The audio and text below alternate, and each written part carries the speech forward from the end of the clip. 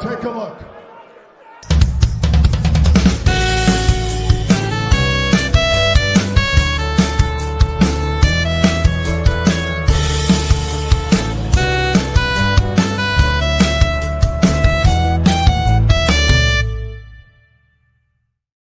It's February 27th, 2026. I am at Joel Pearl, thejoelpearl.com on Blue Sky, and it's time to get in the weeds. A fabulous Friday, a fantastical Friday. I have never been mean to Andrew Zarian once. Friday, before the show, he's sitting here in our chat and saying, I'm canceling the show. Joel has been very unkind to me. I'm canceling him. I have done nothing wrong. I will stand by this. Andrew Zarian is being mean to me, and I don't deserve this. Jeremy Lambert is here. He doesn't deserve this either. What this is, I don't know for you. You've been unkind to Andrew Zarian. I trust Andrew Zarian over you. My banner, my headline says Joel is unkind to Andrew Zarian, thus it must be true. So feels like you have been unkind to Andrew Zarian. Andrew Zarian, you have 5 minutes to respond to this. We have a busy-ish show, and we need you to come and clear this up with your Rodecaster board that you don't like. I love my Procaster board. Shout out to Rode mics. They do me well. I also did my friend Daniel well, who gave me his old board. Anyway, the point is... Who's doing you?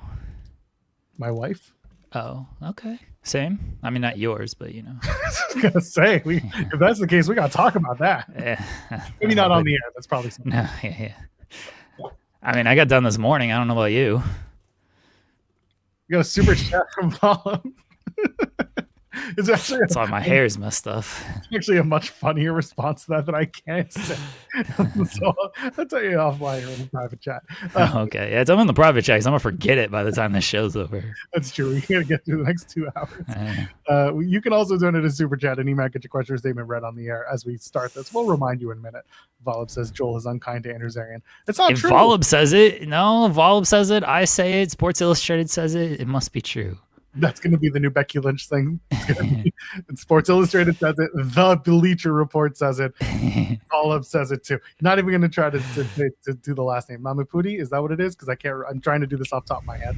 All I get is his YouTube handle now. So there you go. Wow, it's not true. You people are mean to me. You people are mean to me unnecessarily. So, what have I ever done? Just because on Wednesday I told that one dude to go F himself. Yeah, that was being mean to me. Yeah, he was. I'm not gonna, I'll defend our chat when I feel our chat deserves it from you and SP3 because SP3 is very mean to our chat as well. He's much meaner than I am. He's only mean to Xeno Hour. That's it. Yeah, you're mean to a more wide variety of people. He's only mean to Xeno Hour. Good. Wider variety. But he's like very mean to Xeno Hour is the thing. Like really, really mean. Yeah, SP3's out here being a bully to that one person at school, whereas I'm just like, nah, I do this because y'all deserve it. SP3 is just like, I need to do this to this one guy because he's the reason, right? Not fun. I'm not as mean. That's true. I'm only mean to people who are mean to me. That's how I do it. Yeah, that's fair. That guy was being a little harsh to you. He's been here before. He's done it. Yeah, he is. He's always kind of mean to you, honestly. Yeah, well, honestly, I'm gonna block him, and he's gonna find out that it's like my cousin or some shit trying to be funny, or like an old friend of mine. It's happened before. So. It's happened before when I was doing Twitch streams solo on my own. I got that once. Someone came in and said something totally out of pocket, and I blocked them. It was like, brother, it was me. I was just it was a joke. I'm like, I don't know who you are. I don't know user handles on Twitch. Like, not gonna go find you and unblock you. I don't even know if I did, but yeah, there it is. Yeah. Anyway, we got a busy show. We got a busy episode. We actually, from MLW, Doc Gallows is going to be joining us. Of course, Doc Gallows, who's been on literally every piece of wrestling television in the last 2 decades. Week. This week alone, he's been on everything. Yeah. He's going to be joining us. The plan is 11 a.m. To talk to us about the MLW show in Atlanta on March 14th at Center Stage. We'll talk to him about that, and of course, all the stuff from this week. Because I'm going to ask him if he's inducting AJ Styles into the Hall of Fame. I think that's a great idea. He's dropped enough scoops. It's time for him to give us one. Yeah. Let's see if we can get him to give us a scoop during this interview, because he did all the ones on Talking Shop. How about that? Anyway, we do have another guest that has appeared to arrive here. I can't ask them Yeah. want their thumbs up because they're currently in audio format, which is fine. They're speaking of Atlanta, they're in an Atlanta airport right now, so yeah, that's why the video is not on, which is respectable. Hopefully, he can hear us. We can. Oh wait, I think the video is coming on now. Doesn't have to. If audio is easier, you can stick to audio. I'm not gonna hold you to it. Yeah. Whatever works. I don't know if the video is gonna work anyway. So yeah, we'll see if the video pops up.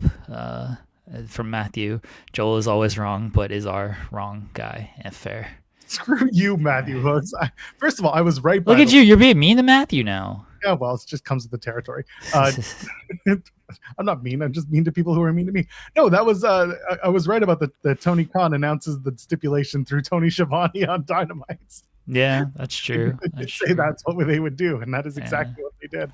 So kudos to me. I got another one right just for you. All right. Let's see if this person is ready. So, joining us from Action Wrestling, he's helped put together the Action and I guess Dean card. It's part of the Dean series. I feel like from Action and Dean, it is their Road Reports event this weekend. It's Death Valley Days Road Report. Make sure I get the full title correct here. It's at TWE Arena on Saturday, February 28th. That's tomorrow for those unaware of a calendar. It'll be on IWTV. He is Eric Ritz. Hopefully Eric can hear us. Eric, you there? Yes, I can hear you. How you doing? Can you hear me all right? Yes. Good. I am learning that the Atlanta airport is the loudest airport in the Continental 50. I can't. Yeah, I've been to the Atlanta airport. Yeah, it's a nice airport though, isn't it? It's humongous. It's one of our biggest. Yeah. One of our biggest and loudest. I've been listening to some smooth jazz all morning in every single concourse. Do they have like a live piano player or anything? They had that at the Charlotte airport. They have someone like playing piano at the middle of the hub essentially. I have not seen a live piano player, but a bathroom I have used 2 different times has a man standing outside doing a routine where every time somebody goes into the bathroom, he says, "Welcome to my royal palace." So they have that guy. They have the royal palace bathroom attendant. What a gig that is. Oh yeah. It's a plum gig. They don't just hand those out. One of the funniest things I ever did was walking through a hotel. I think it was maybe in Vegas, and they were playing a bossa nova AC/DC record, and it was very perfect for the area. So I feel your pain with smooth jazz airport walking. It's great. It's been so great. Well, Eric, tell us about the show coming up tomorrow. Again, it's Death Valley Days Road Report. It's part of Action Wrestling. It's part of Dean. The Dean series has been very well regarded since it started. That was WrestleMania weekend 2 years ago. I'm terrible with time, as everybody. 2 years ago. I can't believe it's 2 years ago. Yeah, that was 2024. We did the first Dean show, and that whole show started when Phil Schneider and I, Phil Schneider, former writer on the Death Valley Driver with Dean Rasmussen, then he started Segunda Caída. He's written all over the place for, Yahoo and The Ringer and everything. Well, we were going to bring in Daisuke Ikeda and Yuki Ishikawa because they never had a U.S. match before. Yuki Ishikawa was living in Canada. Felt like the perfect opportunity. They kept falling through, and then that was going to be it for us for show promoting. We lost interest when we couldn't book that match. And then our friend Dean passed away, and it felt like the perfect time to do a show for Dean. And so we did Dean 1 in Philadelphia, over the bridge there in Jersey. And we could not have anticipated it going as well as it did. It went so well that Tony Khan then wanted to run shows with us, and that brings us here. So this is our 4th. It is technically, we didn't call this one Dean. We're going to save the Dean name going forward for the shows we do with AEW. So we said, well, this will be the Death Valley Days one. our Road Reports show, which is one of the big features over on Death Valley Driver that Dean wrote about. And yeah, man, this is our first time going back unaffiliated with AEW until the next one, and we have such a killer show. Like, this show came together so tight. I'm not sure if you guys know the card. Oh yeah, I have the card in front of me here. The match that I'm most looking forward to is Matt Mako and Karl Malenko. Matt's a pal. He's been on the show a number of times, and Karl Malenko, this is his first match in, again, terrible with dates, but in forever. And for those that don't know Karl Malenko, the stuff that he did with the like pancreas or the kind of hybrid fighting and everything, he fought MMA and stuff, and yeah, I'm very, very excited for this match. Yeah, dude. The man fought Wanderlei Silva. Yes, yeah. Like, but his battle arts work was so good, and we were all such fans of it back in the day. And even with the battle arts Redux stuff, he was working battle arts matches in, I think, 07, 08, 09. He had a big Yuki Ishikawa match that was so good. He worked all Japan in the 2000s, but he hasn't worked since, he's done a couple of Florida multi-man matches, but that was almost 15 years ago. And Phil really wanted like a cool, big, out of nowhere name to bring in. And we threw some around.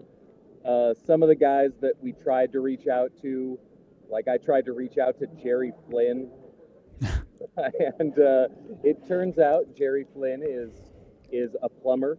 He is fat, and he has zero interest in pro wrestling. So we wanted somebody. We did not think we could get Karl Malenko, and then every part of this has gone so cool. He was originally going to be at Dean 3, which we did with AEW at the ECW Arena. And then he kept kind of backing out a little bit. It went from him working Mikowski, Matt Mako, to then saying, well, I want to be there, but I don't want to fight. And then it's like, well, I might not be there, but I'm still interested. And so then we thought, okay, this isn't going to happen.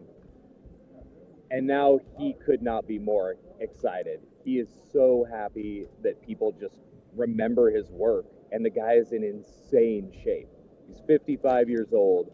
He looks incredible. I don't know if you guys saw the kick-ass stranglehold promo video that we have of him, but oh my god, he's so excited. He's been telling us things that he wants to try and pull off in the ring during this match, and it's just like, yeah, dude, keep that energy up. Yes. So yeah, dude, I cannot believe we got Karl Malenko on this show. I saw the announcement. Oh, go ahead. No, I just had no idea he would ever wrestle like this again. He lives in Florida, and he's done occasional random indie shows, but that's been, again, almost 15 years ago. We didn't think we could get him. Yeah, when I saw the announcement, I was like, oh, that's very surprising was my first thought, because I didn't know Karl Malenko had any interest in returning to wrestling. And like you said, like, he's in incredible shape still. And I was very excited that he's facing Matt, because as I mentioned, Matt's been on the show multiple times. He's a pal, and we're gonna try to get Matt on next week. We tried this week and things didn't quite work out, so I think we're gonna try to get him on next week to talk about the match and how everything goes. And I apologize, I said pancreas, I meant battle arts. That's my bad. But yeah, I'm very excited for that. I know Mad Dog Conley is on this show as well. He's fantastic. Tim Bosby. We've had a lot of these people on our show in the past, but Tim Bosby. Yeah, Tim Bosby is facing Slim J, which is going to be really good. Jameson Shook, he's been on another show that I do. Isaiah Broner mentioned Joel. He's been on the show. Darren Bankston has been on the other show. But yeah, the card top to bottom is excellent. And I got to put over, I don't know who did the graphics, but they're PTI style. And I love a good graphic like that. So shout out to whoever did your graphics. Yeah, we got a guy, Tom, doing our graphics. He's been doing the graphics for all the shows. He knows how to capture the Death Valley Driver aesthetic. But this show, like you said, top to bottom, I kind of can't believe how it came together, because this show, half of it looks totally different than what we originally had kind of mapped out for guys. And I love this version of the card so much better than the original version we had.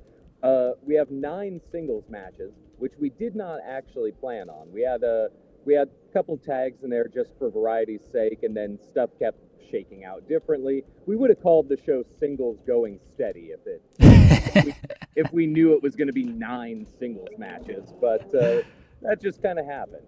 But no, man, I wanted to see Mad Dog versus Slade so bad. Mad Dog and Matt Mako have been so important to the Dean shows. They've been on all 3, and Mad Dog really, I think, cemented that first show. His match with Damus was so insane. Being there in the building, it felt so dangerous. We were at Matt Tremont's H2O building over there in Jersey. It felt so insane. Mad Dog has been like our star, like our guy, right? And so I wanted to give him the craziest match. And I don't think anybody has more aura than Slade. Slade is, you can't buy that, man. Slade is who he is. And being around Slade at Dean 3 was just like, oh yeah, we need to bring this guy in. That guy is just authentic, just legitimate. I have no idea what they're going to be able to do against each other, but that's going to be our main event. That Karl Malenko co-main. We got Toby Klein coming back. He and Nathan Mowry, who's one of the most insane deathmatch guys now. Nathan Mowry is so sick and so innovative and has so many cool ideas. And Toby Klein is a legend. His series with Necro Butcher in 2004 is like, that's the stuff that fully got me into that era of like IWA Mid-South, and that just put it over the top.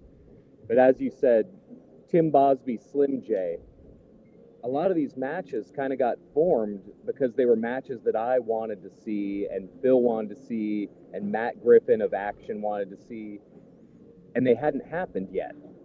Like, Mad Dog Slade hasn't happened. Tim Bosby, Slim J seems like the most complementary pairing possible. Like, those guys are made to wrestle each other. Like, I loved Bosby's series with Adam Priest, like Bosby's Thatcher match. Bosby Slim J is just like, sky's the limit for what's possible. I love Slim J so much. He's been on all of our shows. He delivers so hard every time. And yeah, you said Broner. You mentioned Darian Bankston. This whole I mentioned. And I mentioned Jameson Shook, and I didn't even mention who he was facing, but he's facing Tank, and Tank, South Deathmatch legend. Jameson Shook is absolutely insane. I'm very excited to see what these two are going to do against each other.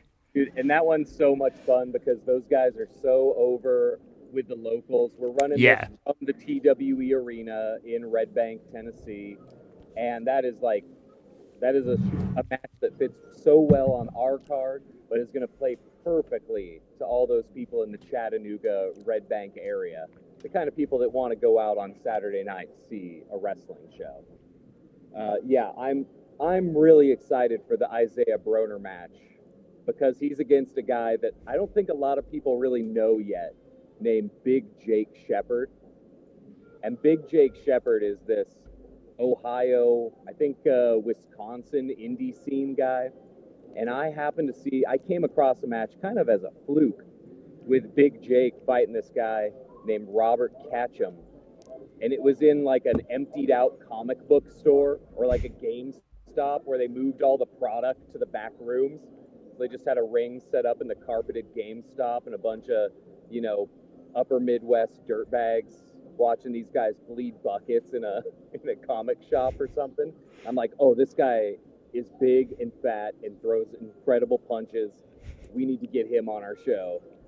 And for him to be against Broner, who is a guy that can throw hands, an absolute crowbar, it's going to be madness. Every one of these matches, when I look at them, it's like the perfect match for each of these guys to shine in. It's like we couldn't have matched these guys up any better. And some of that was kind of by happenstance. We had somebody who suddenly their flight got changed. It would have been way more expensive to bring it in. We've had other, some guy found out he was double booked and he had to back out. So part of these matches kind of fell in and all for the best. I can't believe how it looks whenever I look at this thing on paper. I'm really looking forward to it. Again, the Dean series has been absolutely fantastic. You mentioned it when it started a couple years ago, and I remember listening to the ROH press conference, and Tony had mentioned like, "Oh, I really wanted to watch the Dean show, but we were doing this. Like, I'm gonna go check that out later." I'm pretty sure he's up to like 4 a.m. watching that show, and we had Matt Griffin from Action on. I think we had him on right after that, and we talked to him about that, and he kind of mentioned like, yeah, I think we're gonna kind of do more stuff moving forward with this, and lo and behold, you guys have worked with AEW in the past, and now this show this weekend. So you guys are doing an excellent job with everything and putting on some just like top notch independent wrestling matches and highlighting some people that deserve to get highlight. My partner on another show, Steven Jensen, he's very big into the South independent wrestling scene. Like this stuff is very much up his alley, and basically everything I know about this stuff comes from him. So shout out to him. But you guys are doing great work, and I appreciate you joining us here today. And anything else you want to mention before we let you go? No, man, I just really appreciate that. We never planned on getting into the wrestling promoter business because none of us wanted to lose a lot of money. Fair. This is a great, promoting wrestling is an incredible way to lose a lot of money. It's really great.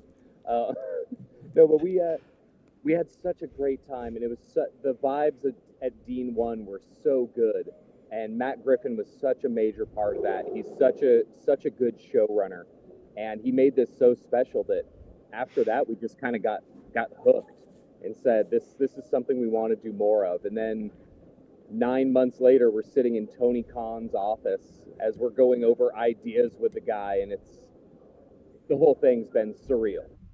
You know, working out matches with Chris Hero, you know, going over agenting stuff with Jerry Lynn, like, it's insane.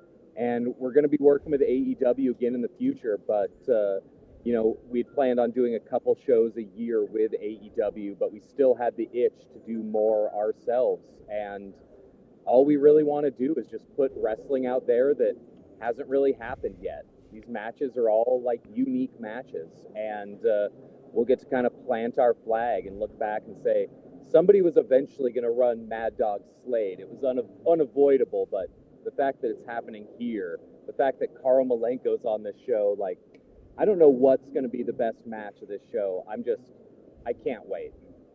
It's like, Saturday night, 1 day away from now. I'm in Atlanta right now. We're going to go to Matt's action show in Georgia tonight. Then I'll head up to Chattanooga tomorrow just to get ready. And, man, we're all floating. We cannot wait for this. It's going to be so good. Again, I'm very excited for it. It's on IWTV. I got to give a couple more shout outs here. Shout out to I don't think Mose is working the card doing commentary for you guys this weekend, but I know he's done commentary in the past. He's a pal. He's a regular. And Bren, who helped, she's been in the chat and helped set this up. So appreciate both of them for everything they've done for us over the years. But yeah, we appreciate you as well, Eric. Oh, go ahead. Yeah, man. In the order you mentioned, Mose is not doing commentary this weekend, but Mose was on our other shows. He was on the 2 AEW shows. Yeah. With Dylan. I love Dylan and Mose as a team. Fuck Dylan, Mose, but yeah. Of course. Dylan's going to be back on this show. I love him. And yeah, I cannot say enough lovely things about Bryn. She is so kind. She's so passionate, so enthusiastic. I wouldn't be on here talking to you guys if she hadn't said, hey, you guys, you got to contact these guys. Let them know. They love your stuff. They want to help you promote this. Cannot love that girl. She's done so much, and I love the enthusiasm. And I appreciate you guys having me on just to talk about this show. I just want as many people to watch this as possible. It's going to be a great, tight show. We hope everyone tunes in. Again, it's IWTV tomorrow. I'm looking forward to it. I don't know. I probably got to cover Elimination Chamber, so I'll probably have to watch that live. But I will for sure be checking out the show on Sunday or after Elimination Chamber, because I don't know how good that show is going to be, and I might have to watch good wrestling Saturday nights. Priorities are switched around, my man. I get paid to do one thing. You know, if I was watching as a fan, this would be different. But I got to do what pays me a little bit here, Eric. You know, I was there live when Jerry Lawler should have won the title at Elimination Chamber 2011. It's not going to get that good again. Elimination Chamber 2026. No, it's not going to come close to Death Valley Days Road Report. Nowhere close. Oh, I fully believe that when it comes to the in-ring work and everything. But Ian, I had a job to do. I got pay the bills. You're saying yeah. WWE Arena isn't paying the bills. Okay, we'll agree to disagree. I got a wife and 12 kids, Eric. I gotta do what pays me here. Well, we appreciate you joining us. Tell Matt Mako we said hi. Again, he's a pal, and so let him know we said hi, and appreciate all the work you've done. Appreciate you've joined us today, and safe travels. Hope things go well with the action show tonight, and then safe travels getting to the TWE Arena tomorrow. Thank you so much, guys. I appreciate the support, and I really hope you guys enjoy the show. Thanks, Eric. We appreciate it. Thanks, Eric. There we go. Eric Spitz from. Oh, go ahead. I was going to say I'm excited just by listening to Eric run down the card and his excitement for the event. Like it's great. It is really refreshing. I'm not saying other promoters don't have that excitement, but it really sounds like it's a labor of love for him and the team, not only in action but doing the series, not just with Dean, but the DVD series is great. Wonderful stuff. Again, the Dean shows have been some of the best independent wrestling shows of the year over the past couple of years.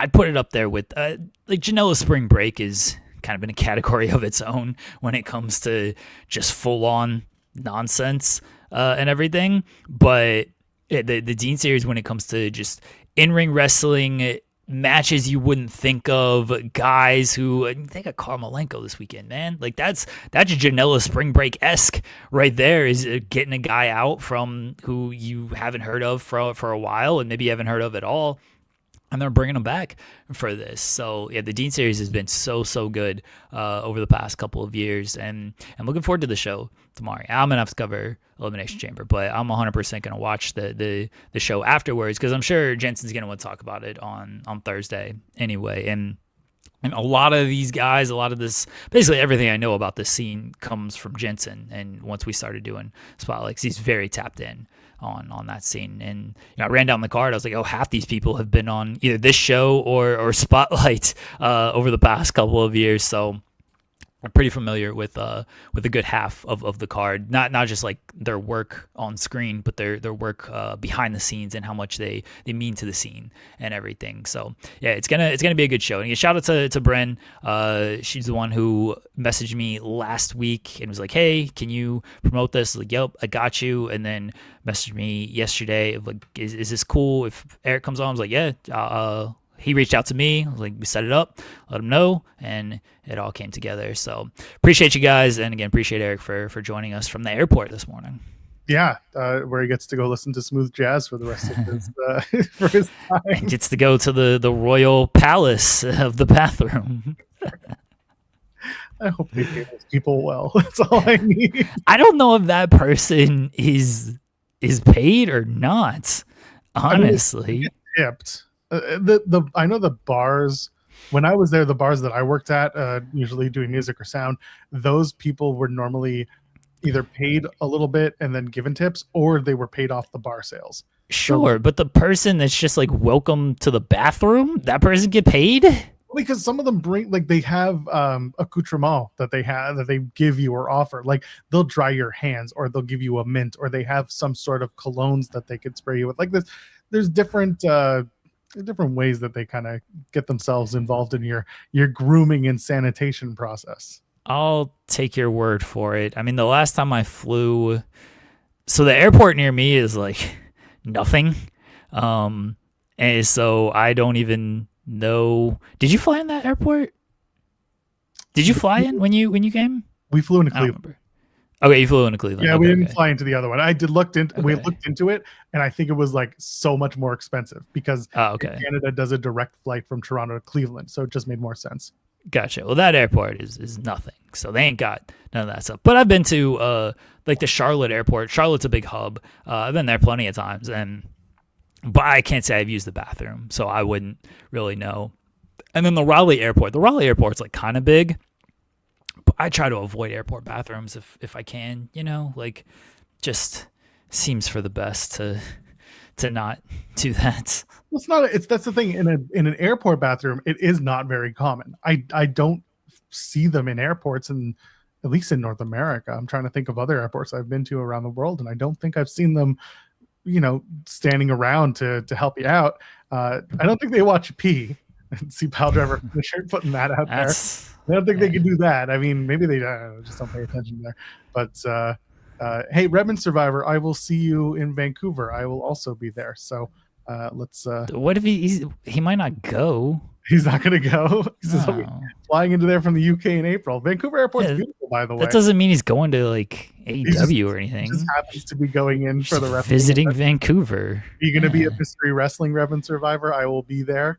They announced that it's going to be Kenta, who's going to be the special guest for the Vancouver show. I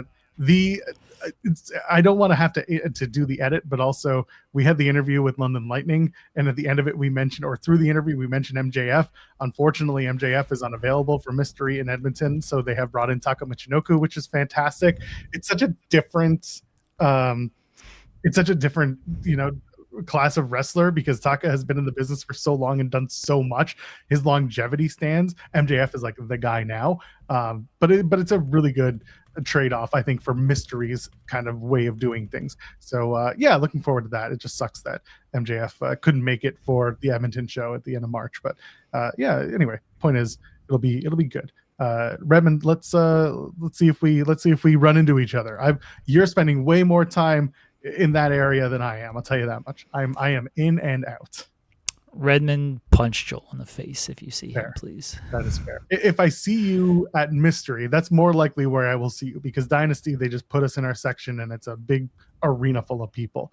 Mystery, I'm more likely to run into you. So if we do, just find me. I'll be the guy with all my shit, all my camera equipment with me and microphones and stuff. Ryan Lambert saying we need a Taka and Joel interview. If I can do it, I will do it. 100%. And I'm sure talk to the guys there about doing it. What would you ask Taka? I don't even know.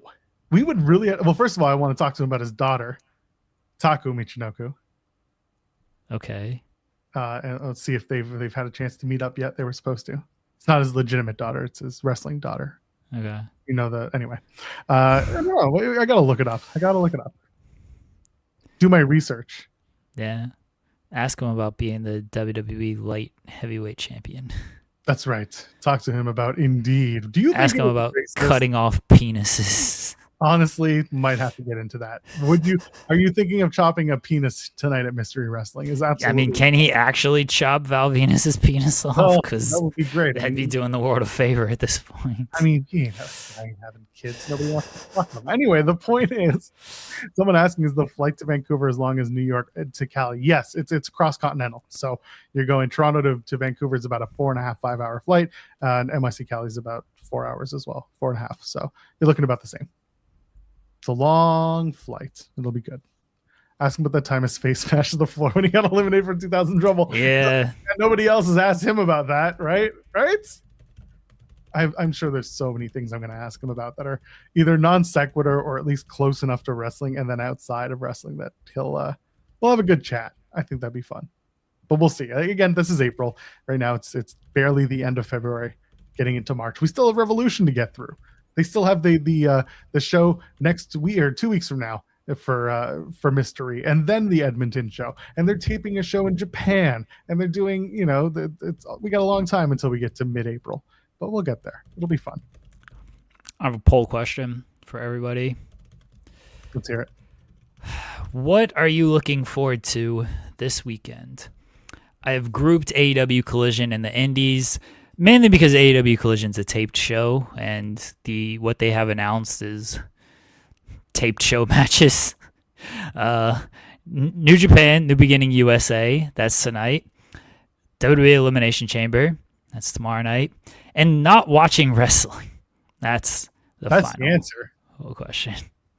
So that's the poll for today, everyone. You can vote.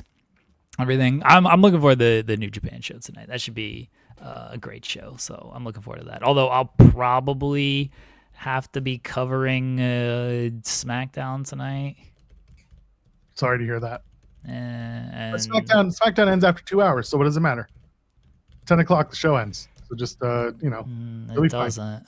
It doesn't. According to you, it doesn't, but Well, yeah, when I gotta, cover it, and it doesn't end at 2 hours. Oh no, you'll have to cover the Randy Orton versus Aleister Black match too. I don't know what that. No, I feel like they're gonna do like a 6-man tag or something. Oh yes. Yeah, because it'll be the Elimination Chamber tag, but they only have one heel on the men's side. So it's just gonna be awkward. They'll figure it out. Yeah, that is true. Now that I think about it, I don't even know what the teams would be. You think they're gonna take Jay out of the match, like beat him up out of the match? No, I don't think they're gonna do that.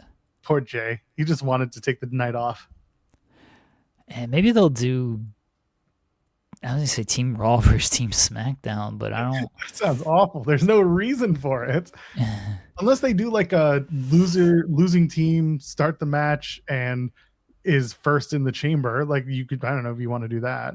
They could do a tag match. Honestly, they could do a tag match and the losing team start off the match 1 and 2. Yeah.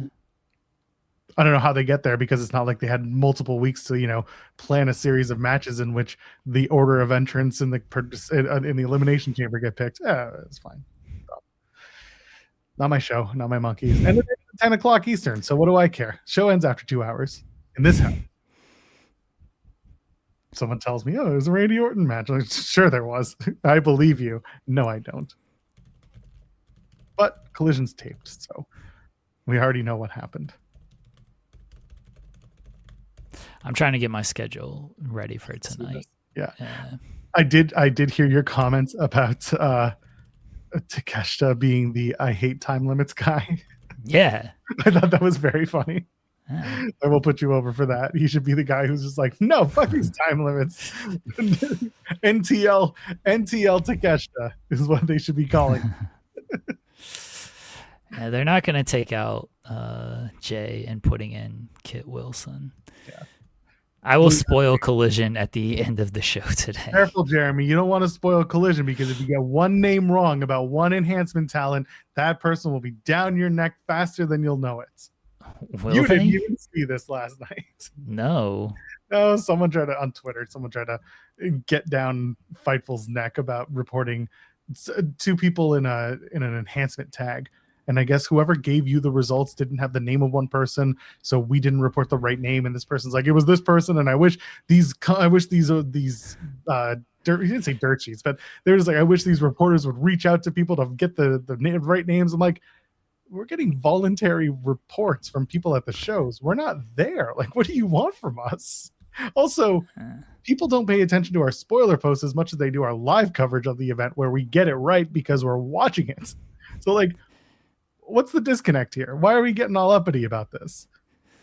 Amazing. My bad. Blame PW Insider. That's where I got the spoilers from. There you go. I was like, 99% of the time they're aggregated or sent to us by fan volunteers in the crowd. Like, very rarely are they coming from someone in our own team.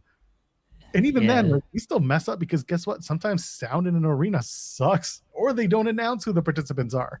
It just happens. Get over yourselves. Enhancement. My bad. How dare you? You should absolutely apologize to these people. I mean, I'll apologize. I want to get stuff right, so I do feel bad if I don't get it right. I'm not above criticism. Like I think people are very what's the word I'm looking for?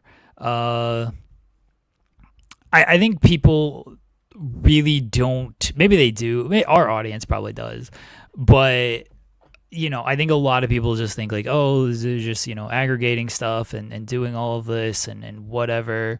But like, I'm very hard on myself of like not getting things right, and like I want to research things to make sure that it's right. Like I'll use an example of people put out that WrestleMania start time is earlier this year. Like they moved it up from 4:00 to 2:30, and people were like, oh, what does this mean? And I'm like, I think they're just moving up like the ticket start time. And then I like looked into it, and the broadcast start time was all the same. And so I wanted to just be fair to it of like, yeah, it's just like they're saying, hey, this is the start time of like when they're going to start like the in-arena stuff, because they're going to do an 8-hour pre-show like they do every year for WrestleMania. But the broadcast start time is still the same. It's still 7 o'clock. That's the gates, But though. yeah. Well, it's not even the gates. No, 2:30 is not even the gates. That's the, like, we're going to do something at 2:30. Because, you know, when you get Nick Khan's cousin or Nick Khan's nephew is going to be DJing another show, is what you're saying. Yeah, but you know, when you get your ticket, they let's say, and this is local time, mind you, you know, the ticket says like 7:30 start time for Raw. Obviously, Raw doesn't start at 7:30; it starts at 8. But they do a couple of matches beforehand at 7:30.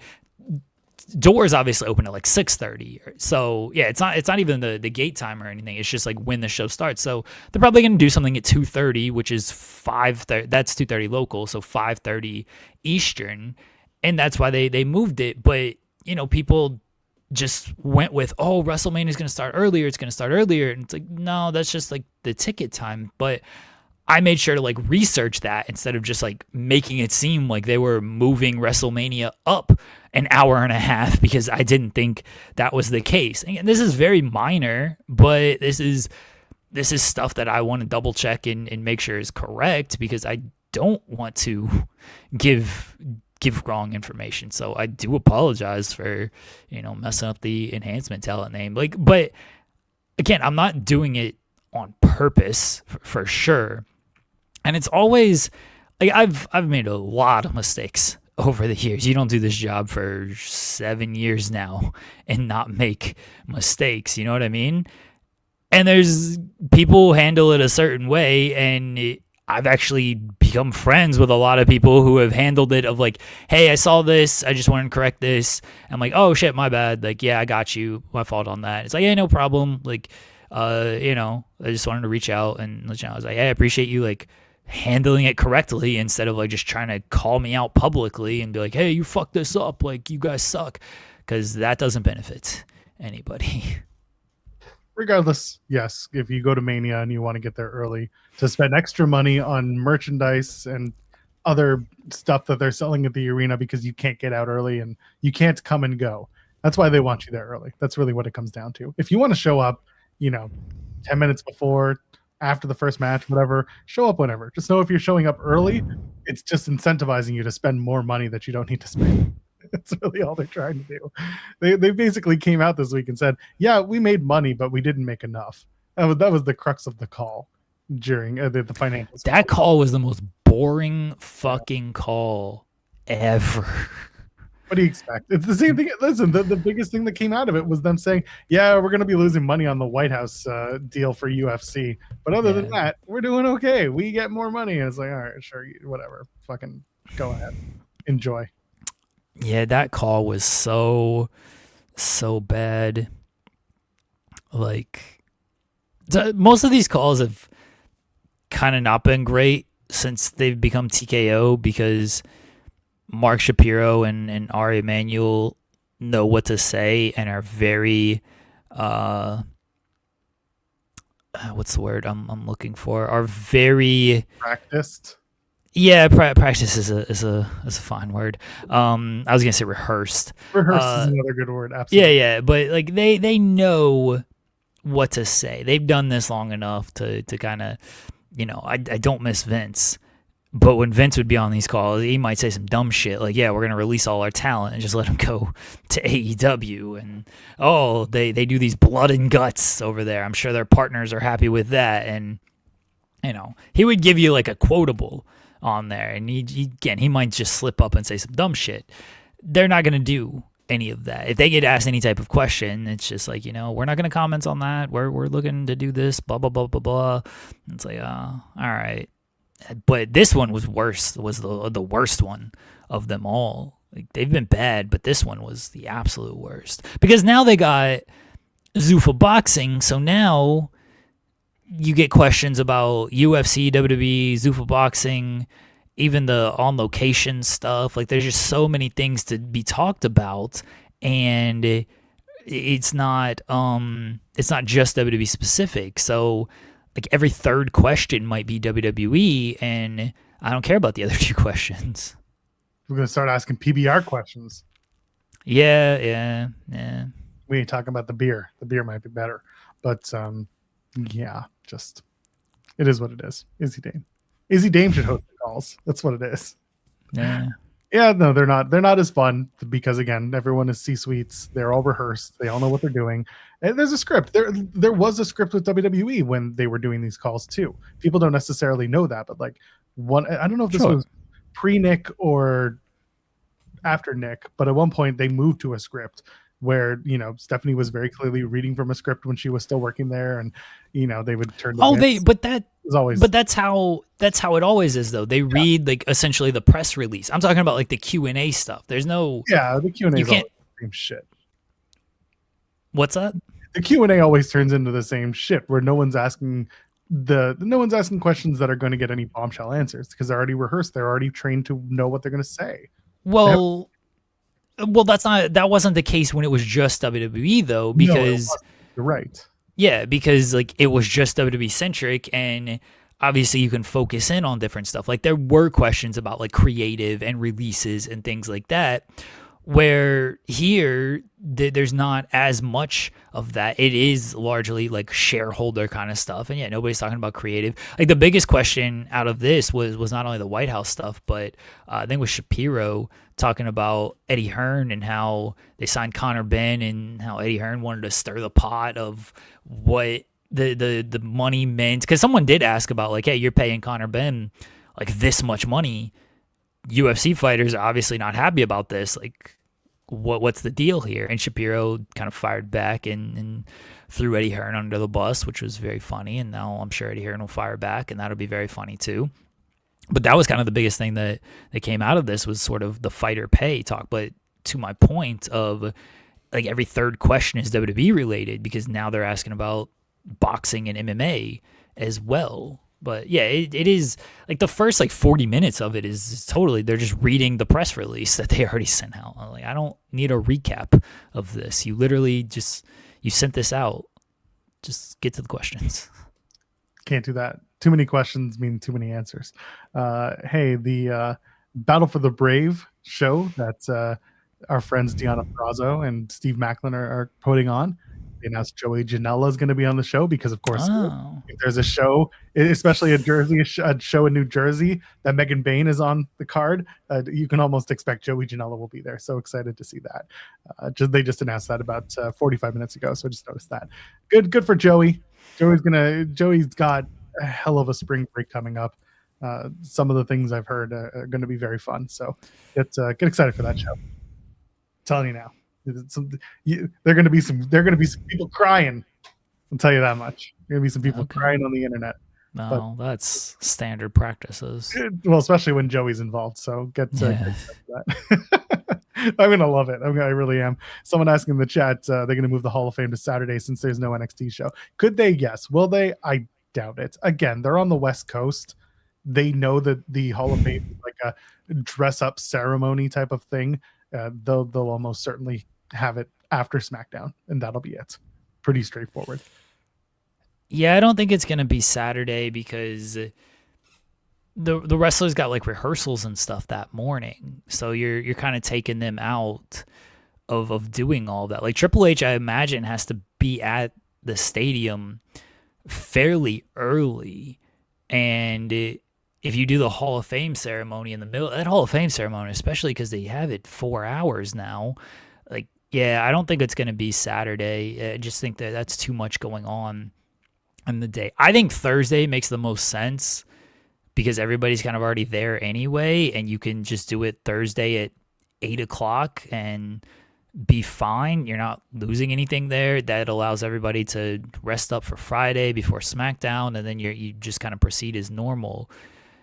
But doing it like Friday after SmackDown, when that show doesn't end until 11, the Hall of Fame doesn't start until like 1 a.m. for East Coast. It's just, it was brutal last year. Yes, for coverage on the East Coast, it's gonna suck. And then of course, I didn't cover it last year. I was like, fuck this. I didn't care what Triple H had to say, honestly. Like I went to bed. Like I got a long enough weekend. I do not care to stay up to watch this Hall of Fame, unless it was like a show that I watched. But once that show ended, I definitely, because spring break might have been then. I don't remember the schedule. Yeah, it was Friday. It's always Friday during SmackDown. Okay, but yeah, during SmackDown, like it's not like it was, because Clusterfuck is usually like after WrestleMania. Oh God, was it ever? Yeah, so I stayed up to watch that. So I was up very late on Saturday. But yeah, I don't have any desire to stay up that late on Friday to watch these dudes like talking. And this is one thing I know I've given WWE, TKO, whoever shit about having the talent hotel publicized as a place you can stay. One of the benefits to doing the talent hotel being the same place as like the Hall of Fame and other in-house events was that like they're already there. They just have to, take the elevator up and down. Or just like if they want to go to sleep, they can go to sleep close by. That was always the one benefit to doing it if the show's so late. That being said, it's up to the talent whether or not they actually, do the smart thing of going to bed after the late show finishes. They haven't announced the Fontainebleau hotel anything. They haven't announced any official hotel. I assume that the influx of info will come after tomorrow night's Elimination Chamber. You think it'd already be out there, but I think they're waiting until they can start, jacking up the prices in Vegas after they jacked up all the prices on WWE events. I guess. Dagger how much they screw you. But also, like, I can't remember if last year the on-location stuff included the hotel stay at Fontainebleau specifically, since that was the quote official hotel. Someone who maybe did on location, maybe if you're in the chat, you can tell us, or maybe you look it up. But but usually when they would include a hotel, it was either one that they got a block of rooms for, but it was almost never TV hotel unless it was last year at WrestleMania.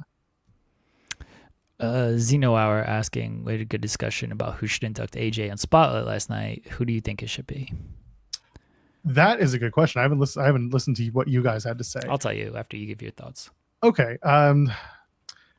There's a part of me that thinks AJ's gonna get Kazarian of all people, because they did parallel in a lot of ways through TNA, and Frankie was at the announcement on Monday, and there's clearly something there to that, and not especially showing him on camera and all the TNA partnership stuff. I understand that what I'm saying is very much like I cover TNA, therefore I must be thinking TNA.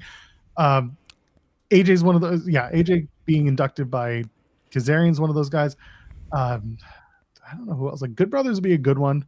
I thought honestly, I'm gonna ask Gallows. I'm sure. Yeah, we're gonna ask Gallows about that. I don't know, not the Undertaker. I think Undertaker being the guy who now like inducts, or not inducts, but invites them to join the Hall of Fame. I think that's the funniest thing they could be doing with him right now. And when he did it on Monday, by the way, I absolutely saw it coming. I made the joke that he's coming out to give him the pencil from HBK for NXT. And then I was like, oh, the second he started saying, when you see me coming, you're already gone. I'm like, oh, he's going in. He's going into the Hall of Fame now. So, those are the guys. It would be Kazarian as my number one, and then the Good Brothers would be my number two picks. Okay. I think it depends on if he's the headliner or the co-headliner. That's where I'm at. I assume Stephanie's going to be the headliner, but maybe they'll have some self-awareness of let's not do Stephanie a year after we did Triple H, because I assume Triple H is going to induct Stephanie. And again, I would hope they'd have some self-awareness of, hey, maybe I don't need to essentially headline the Hall of Fame 2 years in a row. I think if AJ's the headliner, it's going to be Cena, because Cena's a big name to induct him as the headliner. Yeah. I think if AJ is the co-headliner, it should be Finn Balor, because Balor, he doesn't have the marquee name to like be the main guy to be the induction. I think I think it should be like Samoa Joe, but that's probably off of the table. I truthfully, like, if all things were fair and all things were, we can do this, Gallows and Anderson would be number one. I'd put them at the very top. Joe would be number two. And then I would go probably Shinsuke and then Balor. Those would be my top four. But if he's the headliner, I don't think they view any of those guys. And again, the first two I don't think are going to do it anyway. But I don't think they view any of those guys as like we can headline our Hall of Fame with this person being the inductor of AJ Styles. John Cena, different story. That's your headliner. Should be Chris Jericho. And then he can reflect on the days of Y2 AJ. That's right. Give him the T-shirt and kick him in the dick. Should be Nakamura. That's you want to talk about kicking the dick. Oh yeah, I said Nakamura. Yeah. No, it should be Nakamura, and then Nakamura ends it by saying congratulations and kicks him in the dick, and then AJ gives his speech on the floor, holding his genitals and saying, "Oh, my dick," and then that's the way that they get through it. We'll see. It's usually it's someone who is not just attached to the star, but also maybe has some sort of current wrestling going on, like people who are still active. They tend to kind of do a mix of that. So I don't know. All options on the table. Like I see any of those names that you mentioned, and the ones that I said are also like in that running. But it does matter if he's placed in the marquee or if it's going to be Steph. I'm sure that Stephanie has said at least once, like, oh, if it's AJ, then I don't want to go. I don't want to go last. I want him to be last. And I'm sure that Paul then laughed at Stephanie and said, no, you're the queen. You're going in last. And that's the end of that conversation. If AJ's the headliner, he should politic for Cena and be like, well, you're not going to put me on second when I got John Cena here. We had our guest backstage again. We're going to ask him about that. He's breaking news this week. He's doing everything this week. If he's ready for us, he can give us a thumbs up and get right to it. All right. Y'all come and see him at MLW in Atlanta. Listen, he's everywhere, but for today, we're putting it over because it's MLW in Atlanta at Center Stage on March 14th. Go to MLWATL.com for tickets. He's going to be there. Ladies and gentlemen, let's bring him on right now. The big LG, Doc Gallows. How you doing? What's up, boys? Thanks for having me on. I love it. I thought your name had to be Sean to work here. It's not. Not on this channel, brother. Good to see you guys again. Appreciate you joining us. Doc, thank you again for being here. I'm going to go ahead and get it out of the way. Are you inducting AJ Styles into the Hall of Fame? Here's my thing on this. If I'm not, then who is? Look, I have you guys at the top. You and Carl at the top for me. I do think now he should politic to have Cena do it, and that way he can guarantee himself to be the headliner because they're not going to put John on second, you know? Yeah, and that was the other thing. We joked about this, and you know what? I'm just happy for my buddy. But the joke was, I think most people would say Gallows and Anderson, but you can always be overridden by the giant metallic Harley and the gong. So if that happens, it happens. You know, it is what it is. I'll sit happily in the crowd and cheer. You know. I know that you guys kind of touched on Talking Shop, but I am curious about like when you were backstage and hanging out on Monday, kind of what were those feelings for you guys? Because you've been in and out of WWE, but it was a special occasion, and what was just kind of the vibe for you guys? It was. It's funny. It's Gallows and Anderson. It's Talking Shop. It's all these things rolled into one because we got the call like the Saturday before, I believe, maybe the Friday before, a week before.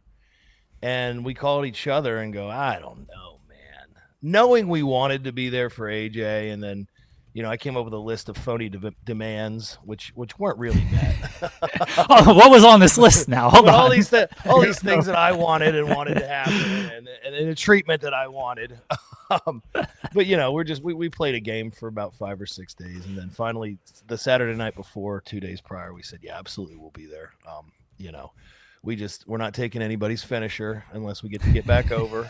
We're not getting beaten up, none of that. So we got that anyway. But it was actually, it's a little trepidatious. We've been out going all over the world. We left, when the 90 days were up, we wrestled the next day, and we've wrestled, I think, more than anybody since, which we are very proud of and we love. But that was not on the bingo card to step back into that environment, like literally a year after getting the call. I mean, obviously we weren't in love with that last run, if you even want to call it that. So it was awkward, but we got there and we're sitting in my truck in the parking garage, and we're like, do we want to go in yet? Like, we don't work there. Call time doesn't matter. And we're texting with our one buddy from talent relations, and he's in a meeting, and then somebody else is in a meeting. So we sat there for about an hour and finally we go, all right, let's go in. So we walk in, and I've been in that arena a million times over the years. I live in Atlanta, so I've been going there for WWE for, over 20 years now. And the layout was different. So we peeked our heads around the corner, and the first people that saw us were the New Day. And they go, "Whoa!" And they immediately blew our cover. But that was two of the best guys to see were Kofi Kingston and Woodsy. Two great faces to see. And then we walked into like the hair cutting area, the makeup area, and all the boys came up, and everybody was hugging and backslapping and happy to see us. So it ended up being a nice feeling. But we didn't want to go into male talent because I've seen those guys who don't work there over the years come in and hang their face out, and we weren't looking for a job either. So we kind of went into a little commentator room where nobody was and just posted up there all day until we realized that AJ had. No wonder I couldn't get our own private room that I asked for. He had a room as big as most people's homes for him and his family. There was a playroom for the children, fully catered in there. So once I figured out all the good stuff and all the good snacks were in there, I moved my posting and I hung out there. But yeah, the vibe was good, and I think you guys saw it. Obviously, the tribute was just so well done. One of the best retirement tributes that I think any of us have probably ever seen as wrestling fans. It was really well handled, and you got to give them their kudos too. When it comes to video packages, they're very hard to beat. Anytime you use Creed. Oh, go ahead, Joel. Most important question. We'll get into Creed, I promise. What were the snacks in the Styles room? Oh, I mean, just various fruits and nuts, chips of all sizes, anything a man could imagine. A plethora of, diet drinks and sodas. And AJ said, "No, I don't drink diet soda anymore." And I go, "Well, let me get about 12 of those since I have to sit here all day." So. Put them in the truck. Sorry, Jeremy, go ahead.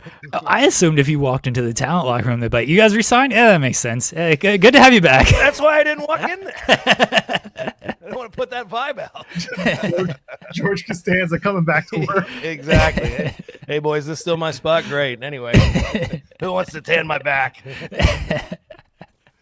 Let's talk a little bit about MLW. So we had you on last time, and we talked about Ring of Hallucinations, and I mentioned to you, and I mentioned to Court about stealing all his talent. So we had Court on before Battle Riot, the day of Battle Riot, and we mentioned like, oh yeah, we signed Gallows to Ring of Hallucinations, and he goes, you can have Gallows, but I got the rights to Festus. And we thought it was like a little throwaway joke and everything, like, oh, okay. Sure. And then lo and behold, Festus shows up in the Battle Royal. I am loving what MLW is doing, and I mean that, and I've been preaching that on everywhere that I've been lately. And Court said it's been in the back of my head, weirdly, for the year we've been out. I was like, would anybody remember it? Would it get a pop?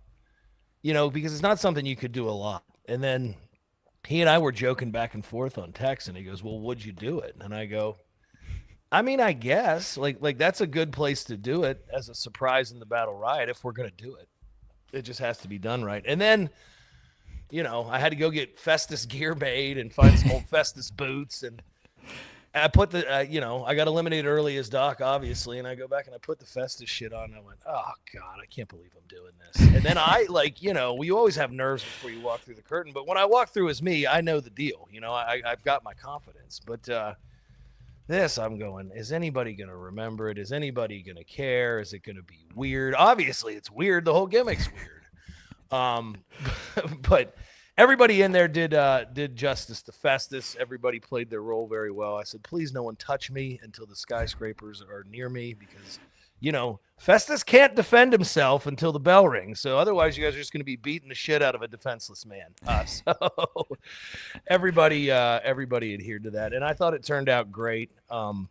The only thing that pissed me off a little bit was all these other creators getting millions of views on their video of Festus, and then I just have to steal it. I didn't get the views on my own, but hey, that's the way it goes, That's the game, unfortunately. That's the game, brother. Exactly. You gotta walk out there with the phone in your hand as you're doing it. Exactly. Look, I'm Festus, damn it. You get in the ring and be like, no, not yet. Not yet. Hold on, guys. Somebody set my camera up.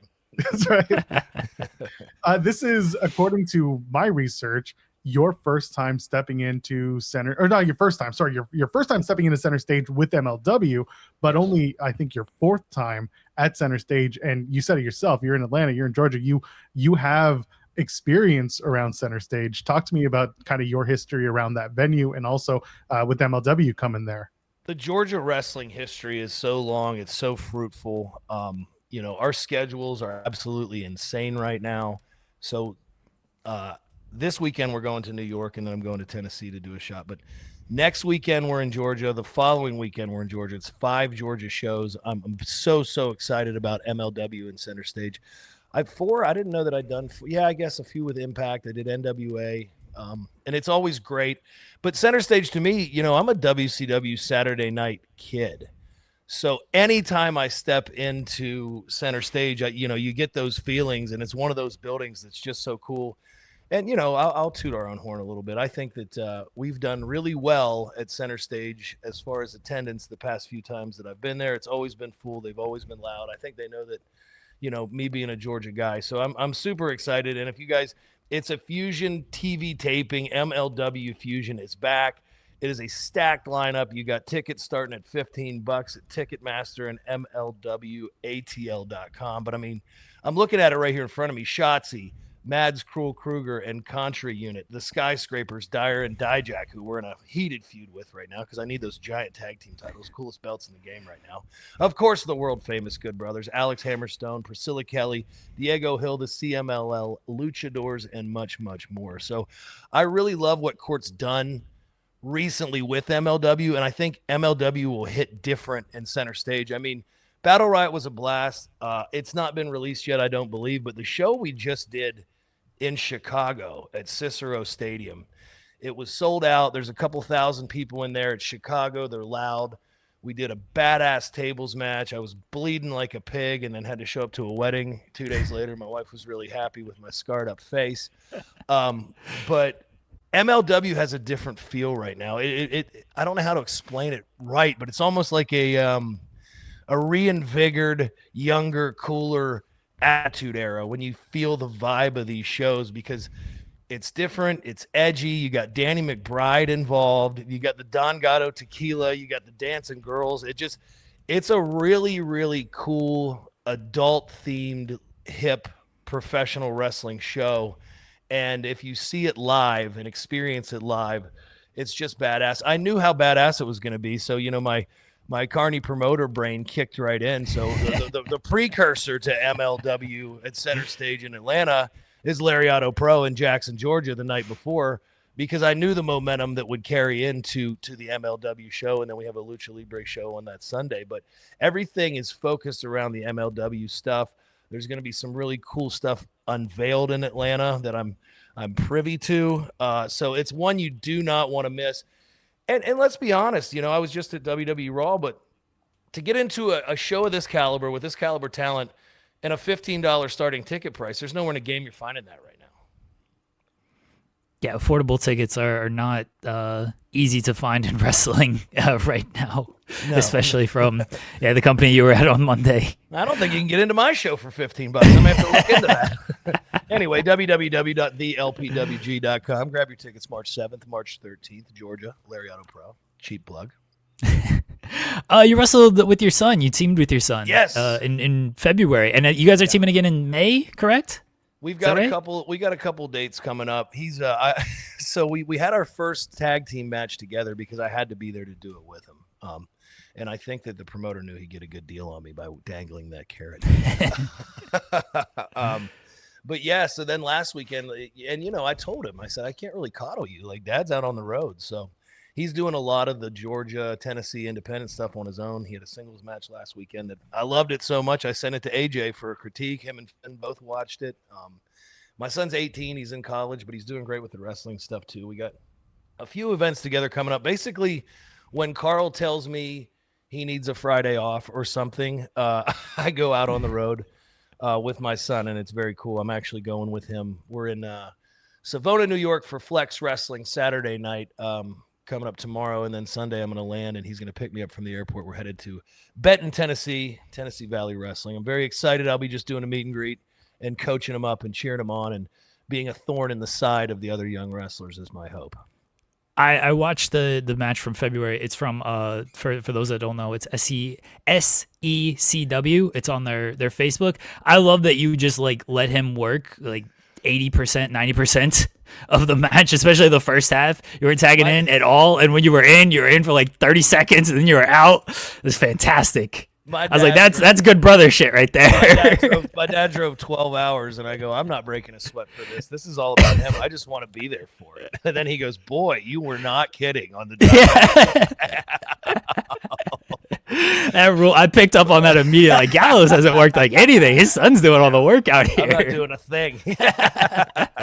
But, it was good for him. And those guys were great with him. There's a lot of veteran guys around here. Like I said, Georgia is rich in wrestling history. And I felt like about 10 years ago, every third house had a ring, sitting in the backyard or hidden in the garage or something. There's a lot of guys who have been around, since the WCW days, the early TNA days, driving to Nashville. So there's a lot of guys that have great experience around here. So when you can get them in there with veteran people like that who are going to take care of them, I mean, that was I was very appreciative to SECW and to the talent there for taking them in like that. So I am anxious to see as he goes out on his own and Dad's not there. I said, you're going to be treated differently in some of these places. And I'm excited for it. That's part of taking your licks and learning the road a little bit. So that's funny that you bring up, being on the road and everything. I've been kind of taken to asking wrestlers lately about kind of road philosophies, because those long drives, you often have a lot to talk about or not talk about. But as you kind of came into the business,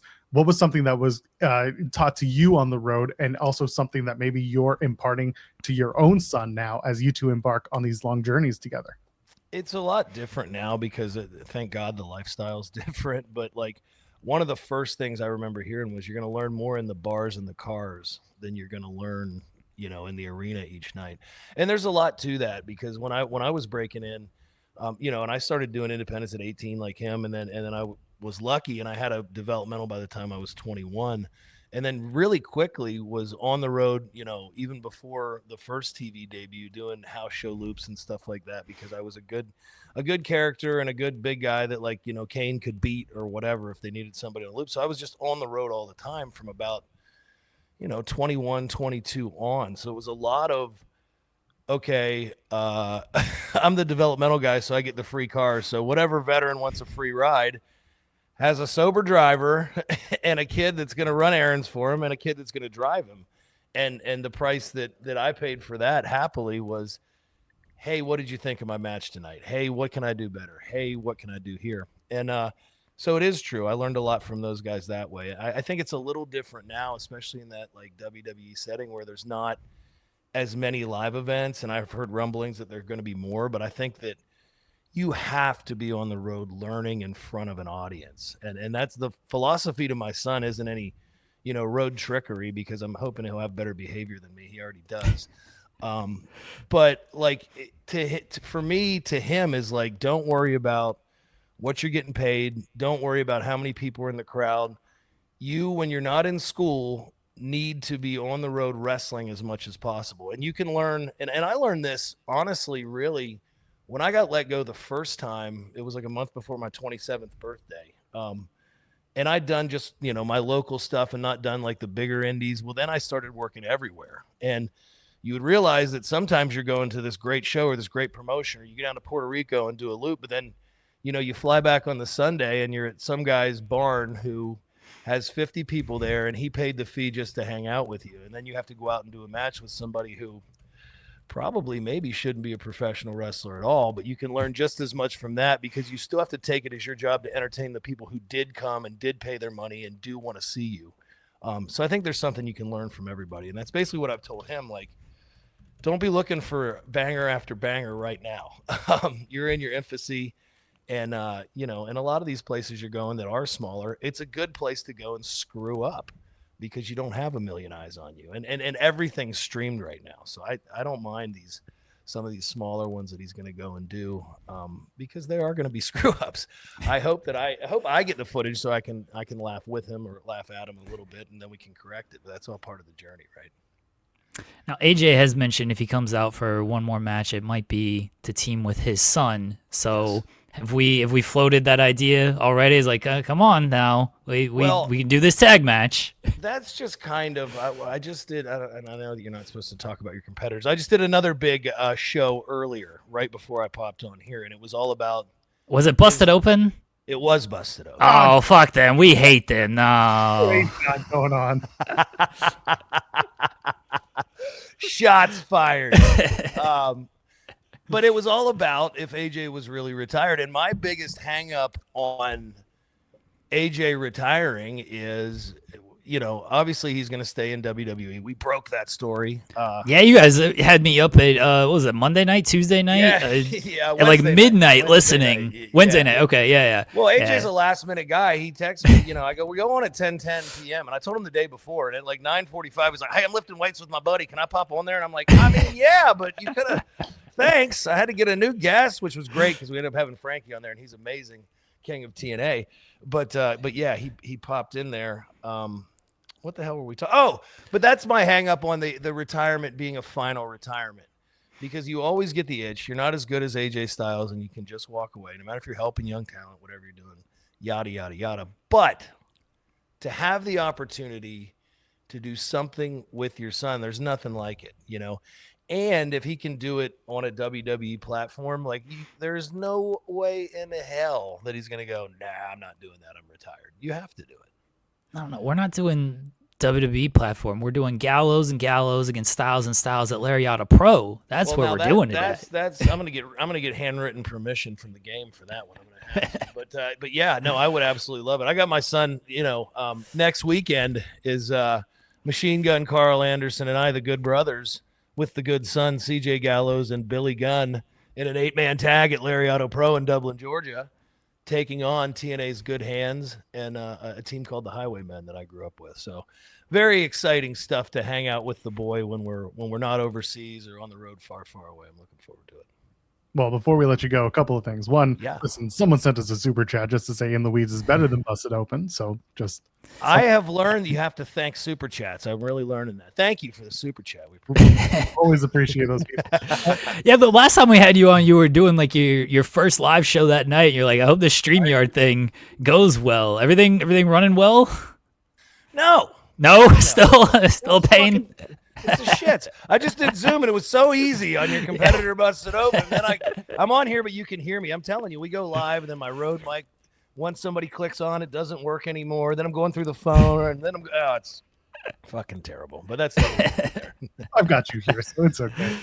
And then I had to ask, because you brought him up. Have you had a chance to meet Danny McBride yet through the MLW and Dungato connection? I absolutely did.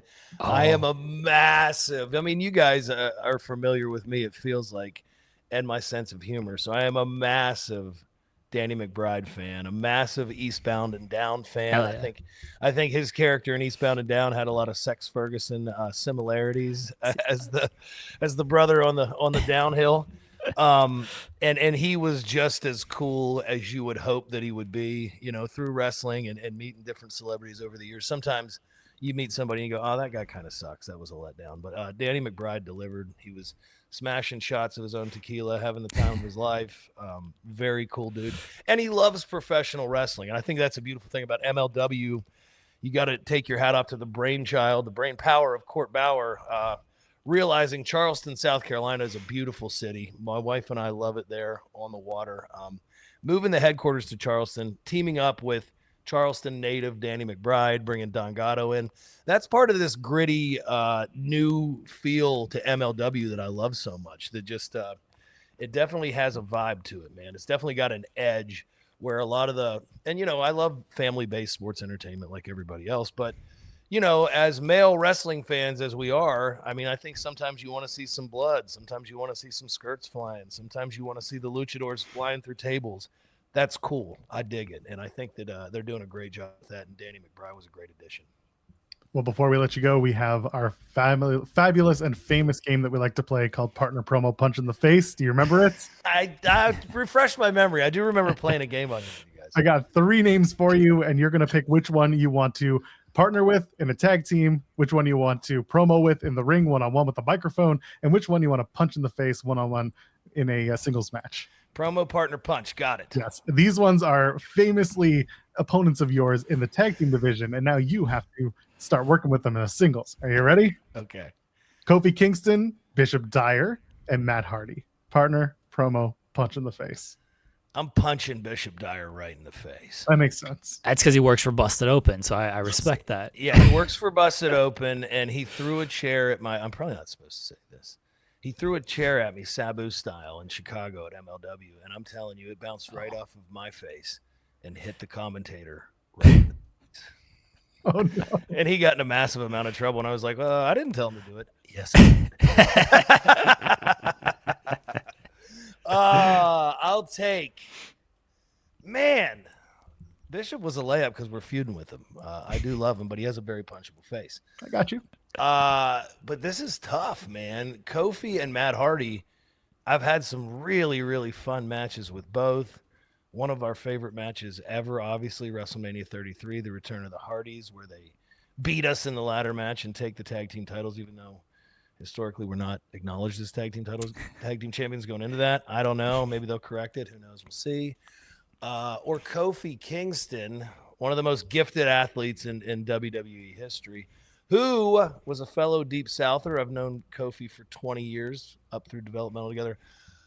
I will say for the story, I'll take Kofi one-on-one in the ring. For the promo, I'll take the Hardys because I still think somewhere down the line there has to be another Good Brothers Hardys program. I don't think they're slowing down, though. I'm done with retirements for a while. I've been hearing people, there's too much retiring going on, so we're definitely going to lock up with the Hardys somewhere soon. We've been doing it in fourth rope, but we're going to take it around the horn. I love it. Okay, so you're teaming with Kofi because you're punching Bishop.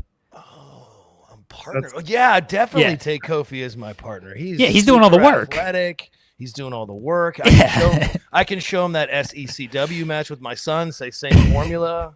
Do your stuff. I'll clap. It'll be awesome. Try not to let anybody knock me off the apron. Oh, yes, that's my partner, Kofi. I love it. Yeah, Kofi's easy layup for the partner.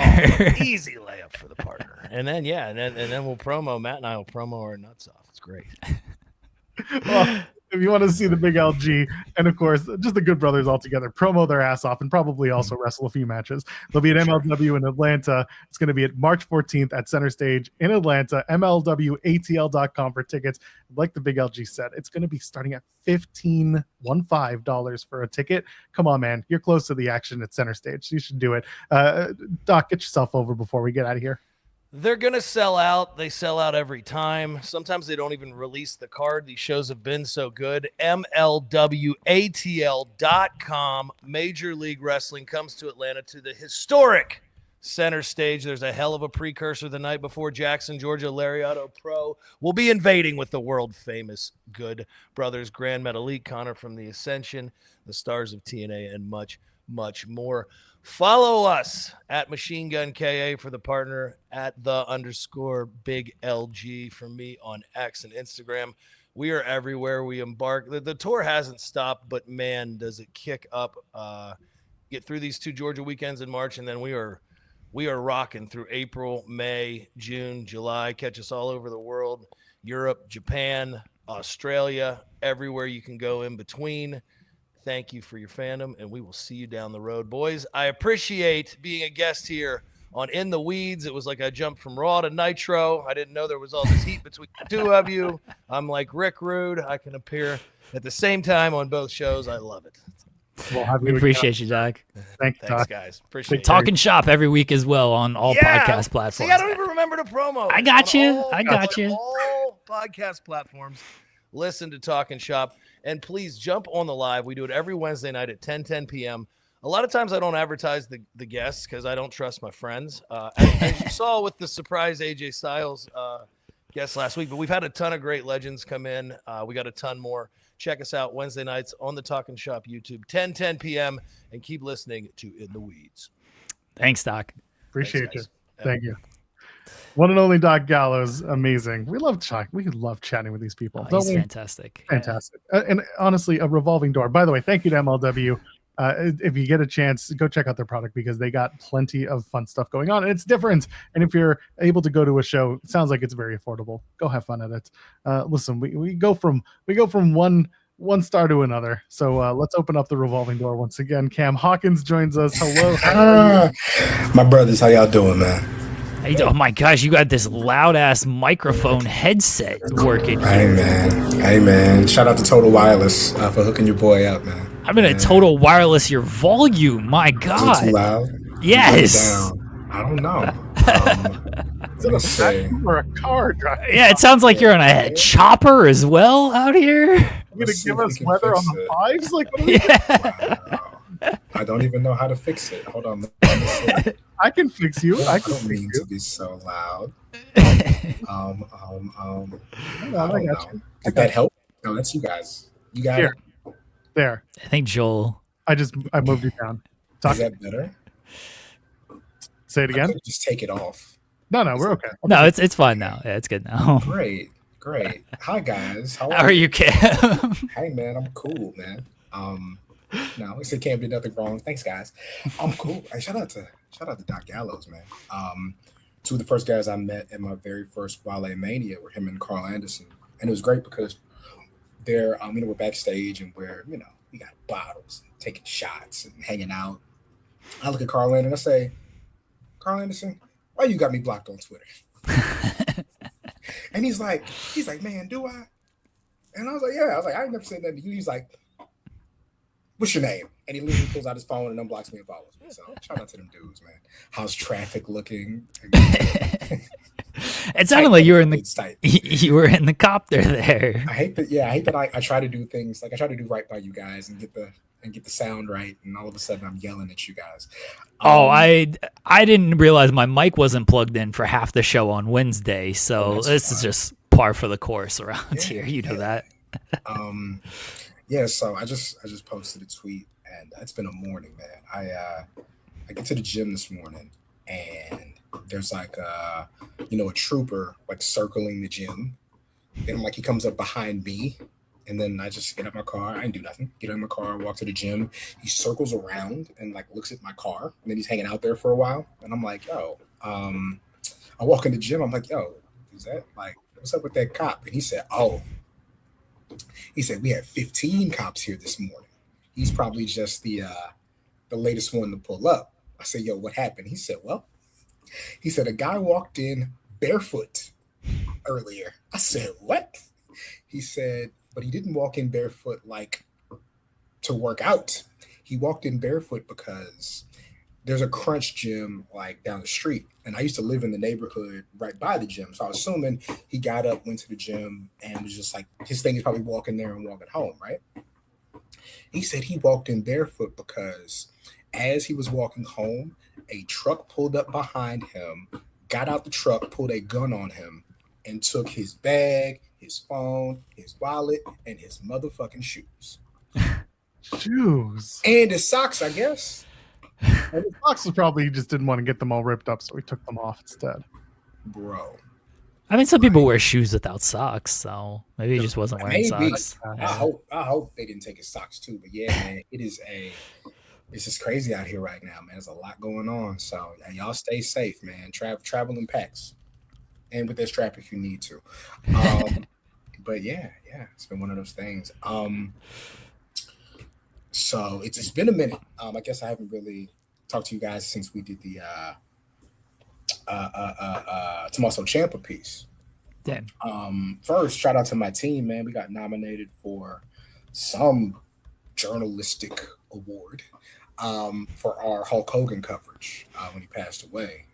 So shout out to everybody over at Uncrowned, except me. Listen, I didn't see you get tagged on any of this stuff. I was like, the reason is, so the day that it happened, the group chat is going the Slack is going crazy, right? Who's gonna do what? Who's gonna do what? Who's gonna do what? And again, I hate Hulk Hogan with every being of my soul, but I'm lucky enough to work with a guy like Cal Dansby, who I literally said in the group chat, you don't need me to write anything because Kel's going to say exactly what I'm thinking. So shout out to Kel, getting nominated for the award, not Cam. Hey man, but yeah. Shout out to the team for that, man. Good coverage. And it's very nice to have a boss like Ariel who is genuinely dedicated to the writing and the journalism. Like that's not just tweets. Like that is there's a constant encouragement and support, and he's always like really pushing, not just when he's talking to everybody else about the work that we do, but he does congratulate us and appreciate us and wants it to be, exactly what he's building. So salute to Ariel for that, man. So it was really cool just to see the team get that love. Sorry, yeah, I'm just going to kind of for those who didn't see it, it was APSI, was the Associated Press sports editors. They were nominated. They had nominated Crown for the coverage of the death of Hogan, and yeah, they're the organization that keeps the standards, the professional standards of sports departments in journalism. So just for those who needed that background, APSI is the organization, I should say. Hey man, salute the team, man. I hope I get a plaque that I didn't earn, so I can put it, next to the Thunder Rosa action figure. That'll be dope. But yeah, we what was it yesterday? Today's Friday, so Wednesday. Allegedly, spoke to Finn Balor going into Elimination Chamber, and it was just it's the most interesting thing. We set up times, and times get pushed back, and then they get pushed further back, and then they say you got 10 minutes to talk to this guy, and so you kind of scramble and you put it together. But it was certainly not me tooting my own horn, just talking about the process. It's probably the fastest turnaround we've had for like a feature. So we talked to him at, I don't know, 2 p.m. Flipped it, had it in around 6 o'clock, came out the next morning. But he was fantastic, man. What made it really easy was, 2 years ago, I talked to Rhea Ripley and, brought him up. And, I've talked to Liv Morgan twice now, about him, and they just love the guy, man. They say that he doesn't hold over the fact that he's, one of the most accomplished guys in the last, 30 years, but that never comes up in conversation. He's absolutely one of the guys. He's there to provide advice and support. And I loved what he said. He was like, yo, I don't know what it took to become Liv Morgan. I don't know what it took to become Rhea Ripley. And I got to approach it like that, So, these are my peers. These are people I want to support and encourage. It was great because I think I included it, but I'm like, hey, Finn, how you doing? He's like, oh, Cam, how you doing? I'm great. And I was like, so, what, I think the first thing I asked him was basically, what do you attribute your longevity to? And like, he says like one thing and he's like, man, I wish people would stop asking me about my shoulder. And I was like, yo, because apparently, he had done like 6 interviews before he got to me. And of course that's going to come up, right? But like for him to bring it up unsolicited was just so funny. But he seems to really be, at peace isn't even the word, his thing was, I won the Universal Championship. Like everybody loses their titles. I won the Universal Championship. I showed up, I beat Roman, I beat Seth, I won the title. Like, when I get back there, I'll be back there and, I'll do what I have to do again. I've had a great run. It was just great to hear, him say, I'm sick of y'all talking about it because I don't think about it when y'all bring it up. It was really cool, man. And we talked a little Bullet Club, and he was like, yo, it ain't the T-shirt. It's the guys. The guys are stars because those guys were going to be stars regardless of how they got there. And that's him talking the Bucks and Kenny and AJ and Cody, just saying like that was going to happen regardless. But the best thing about it all was just him saying, Cena retiring makes him emotional. AJ retiring makes him emotional because those are guys who came up roughly around the same time. Of course, Cena was kind of on the back end, but he was there the whole time. Finn was in WWE. Him and AJ won their first world titles back to back, basically. And they have, of course, succeeding him in the Bullet Club and just all the parallels that they have, their time together here. I only had 10 minutes, so I didn't get to bring up like the whole 2K19 or 2K18 storyline, which is basically saying they were Bullet Club guys without saying they were Bullet Club guys, and then being like the 2-man power trip as you go through career mode. Yeah, man, he was fantastic. That's I hope that I get to do something long form with him, like sit down for a half hour and really talk. But yeah, man, I think it was really good. I think it came out really well. As a friend of Rick, do I hate Joe? Yo, so it's funny. We were hanging out like 2 weeks ago, and we're like at a bar, and a friend of mine is there, and I'm like, yo, this is my buddy Rick. So she meets him, and I tell her like he wrestles this and that. So she saw him on Wild Cards. Oh. And she was like, yo, isn't that your friend? I was like, yes, it is. So that was really cool for him to kind of get rediscovered in that way. He was fun on that, man. He's fucking ham. He was great. I definitely texted him Atlas out, and we had a good time about that. But he was really fun on that. But yeah, the Finn thing was really, really cool, man.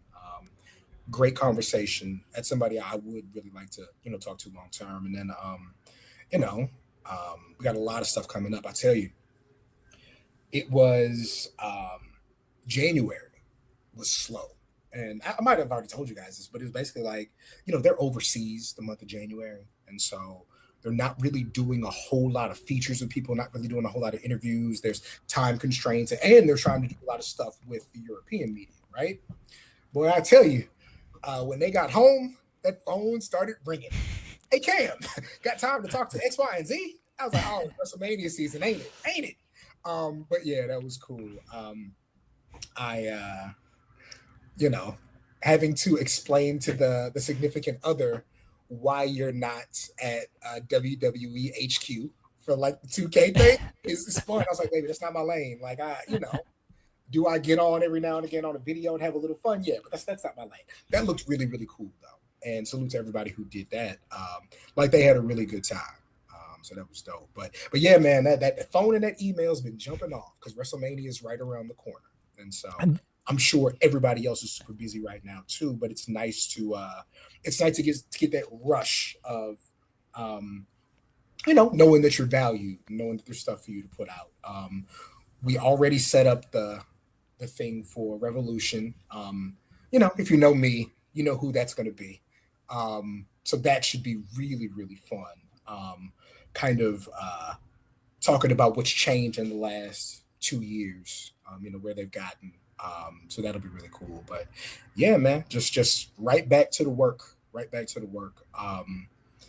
And I'm contemplating. I know I'm not going to do it. I say contemplating. I'm saying shit. I'm contemplating going to Stand and Deliver. I think that might be really, really cool. But I don't know if my pockets can support 2 trips in that shorter period of time. And again, I think that's probably why it got moved. If you already have, these exorbitant ticket prices for WrestleMania, you aren't selling at the rate you thought you would. I don't know how you expect somebody to lump on an extra $200-$300 to wake up early that morning and go do something. So probably a good move. Shout out to the city of St. Louis. Maybe, Nelly and Murphy Lee show up, have a good time. That should be really cool. But yeah. Cam, what do you think of the T.I. and 50 Cent beef? So I'm 40. I almost told you happy birthday on Monday, Jeremy. It was not your birthday. It was no, Jeremy not even Davis' close. birthday from Stunt Granny. And she's like, it's Jeremy's birthday. I'm like, I know Jeremy. And I was like, oh, I forgot. Like, he's not the only Jeremy. Hey, 7 months early. Yeah, you're a September baby. Yeah. Yes. I did my research before I reached out. What do I think? So 50 ran into the guy that he doesn't have more credibility than, and a guy who will get in the booth and rap. And like, listen, I understand. Like 50's he's a fantastic troll. He's a fantastic troll. That DoorDash commercial was incredible. But You know what you can't do? You can't talk about nobody's wife, man. Like you gotta understand. Like there's gotta be some type of rules. And 50 right now does not have the facilities to compete with a TI. Now, I also like it's not a thing I take sides in though. Like there's no I'm too old and I know too much about both guys to really like, oh, he's gonna get him, blah blah blah blah blah. Like it's I like when it's on wax. I Yeah. really do. I like when it's on wax. Like but like T.I.'s kids, like putting out songs, Yeah. like He's talking the about 50's mom and the art being everything. his mom's house burning down. Like, oh, Yeah. but again, you talked about his mom. You dissed his mom. Like, It also feels like they're trying to do whatever they can of like, we kind of know you're not going to respond because you have basically admitted you're not going to respond. How far do we have to go to get you to respond? I mean, listen, man. I told Brad Shepard what we can do for charity, and he deleted his account. So, like we take it as far as it'll go, baby. But that's the other thing, though. Like when you got the guy in that headlock and he's tapping, why let go? What's he gonna do? Like he's not gonna hulk up on you, right? But yeah, I think it is. I like when it's rap. I want to hear the music, and I'm not invested in these guys personally at this point to where I really have like any type of emotional reaction to it. So yeah, let's get to the music. I like the tracks by T.I. I wish 50 would respond. I have no optimism that he will. 50 is relegated, not relegated, but all his music goes to making theme songs for his power shows. Yeah. Like that's where his focus is. And that's cool. Like I think that it's like when you're in college, right? And you have that weekend with that girl. And then you got to go back to class on Monday. It's a fleeting moment that felt good, but you can't recreate it. You got to get back to real life, right? 50 did the Diddy thing, and I don't know where you go from there. Like you don't, you know what I mean? Like that is, I like when it stays on wax. That is a checkmate of a level that you cannot recreate. And you'll never be in a position to have that much leverage on anybody else ever again because nobody's that far out of line. Now, the thing about it is we got to remember T.I. got his own allegations that were pretty heavy, but it's also a situation where that stuff is not documented. The names are not prominent, pronounced names. And so it would never be anything like that. So many things had to go right for him to get back at Diddy the same way. There's just no recreating that. So, yeah.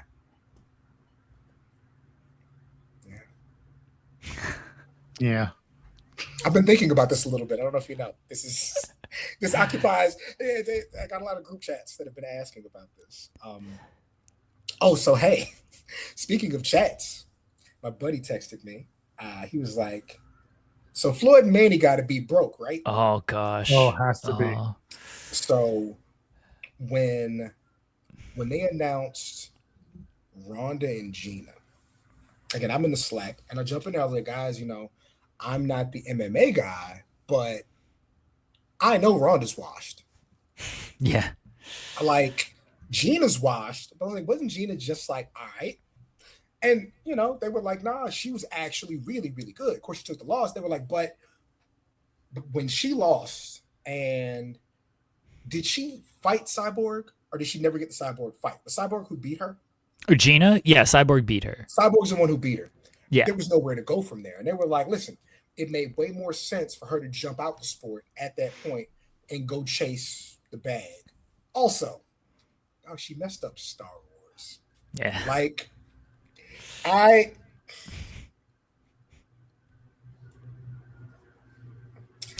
somebody, and I, this happened when they were a kid, and maybe they feel differently now, maybe they don't. I called their coach, their trainer, a blockhead because their coach and trainer was being a blockhead.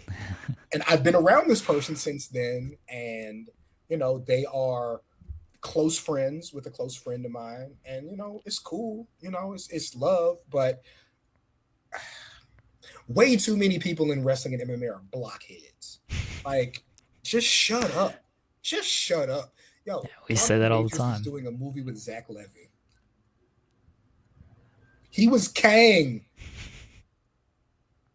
Like, I don't know what is in these protein shakes, man. But yeah, I'm sorry. But let me get back to it. So they were like, nah, Cam, she walked away at the right time. They were like, but everybody's gonna watch. I was like, oh, I'm watching. Like, there's no, they're gonna have Netflix on at the bar. We all gonna be there, we're gonna have a ball. So now we circle back, and then they say Floyd is having an exhibition with Tyson. Already ridiculous. Floyd would have to eat the table that my computer is on right now to weigh 150 pounds. Like, forget skill. Tyson's twice his size.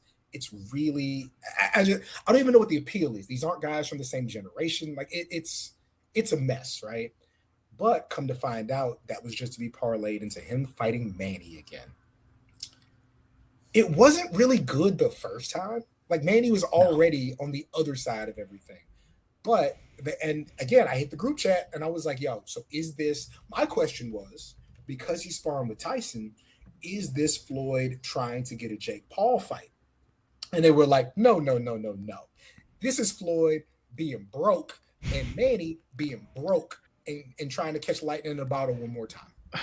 Yeah, Manny's been fighting. He just fought not too long ago. He was announced for a fight in April, and they switched that to an exhibition fight after the Floyd fight got announced. Like, I think he would have beaten this dude anyway, but they were like, yeah, we ain't taking no risk. Exhibition, it doesn't matter. They'll go to a decision, or Manny will just win some fake fight, and the Floyd fight will still be on. But yeah, it just seems like both guys need money. I love the Gina and Ronda fight, and look, I love the Floyd and Manny fight because it's stupid fun to me.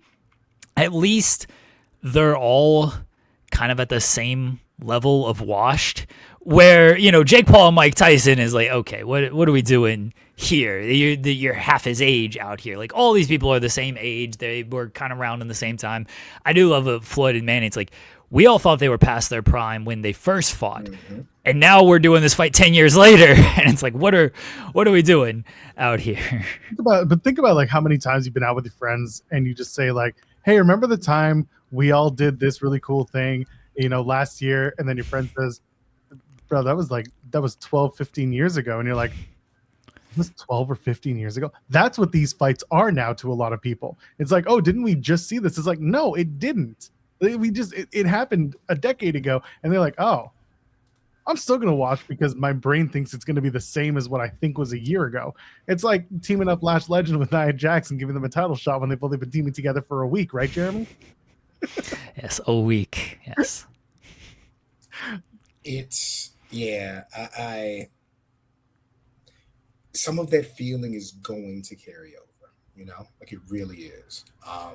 And it's going to be fun. Like that's the other part of it. Like, good or bad, it is going to be fun, And listen, man, my boss is going to get up there and he's going to be super excited. And he will genuinely be excited because these things really get him. Because I think he's definitely doing the Ronda Gina. I don't think. Yeah, I think he's doing. I thought he was doing Floyd and Manny as well, but maybe not. Need him to slap me a ticket. But yeah, so that it's going to be fun. The pageantry is going to be fun. We might complain about it after, but again, it's watching all these moving pieces at once. So it's not out yet, but I talked to Obafemi. We caught up after a year, and there's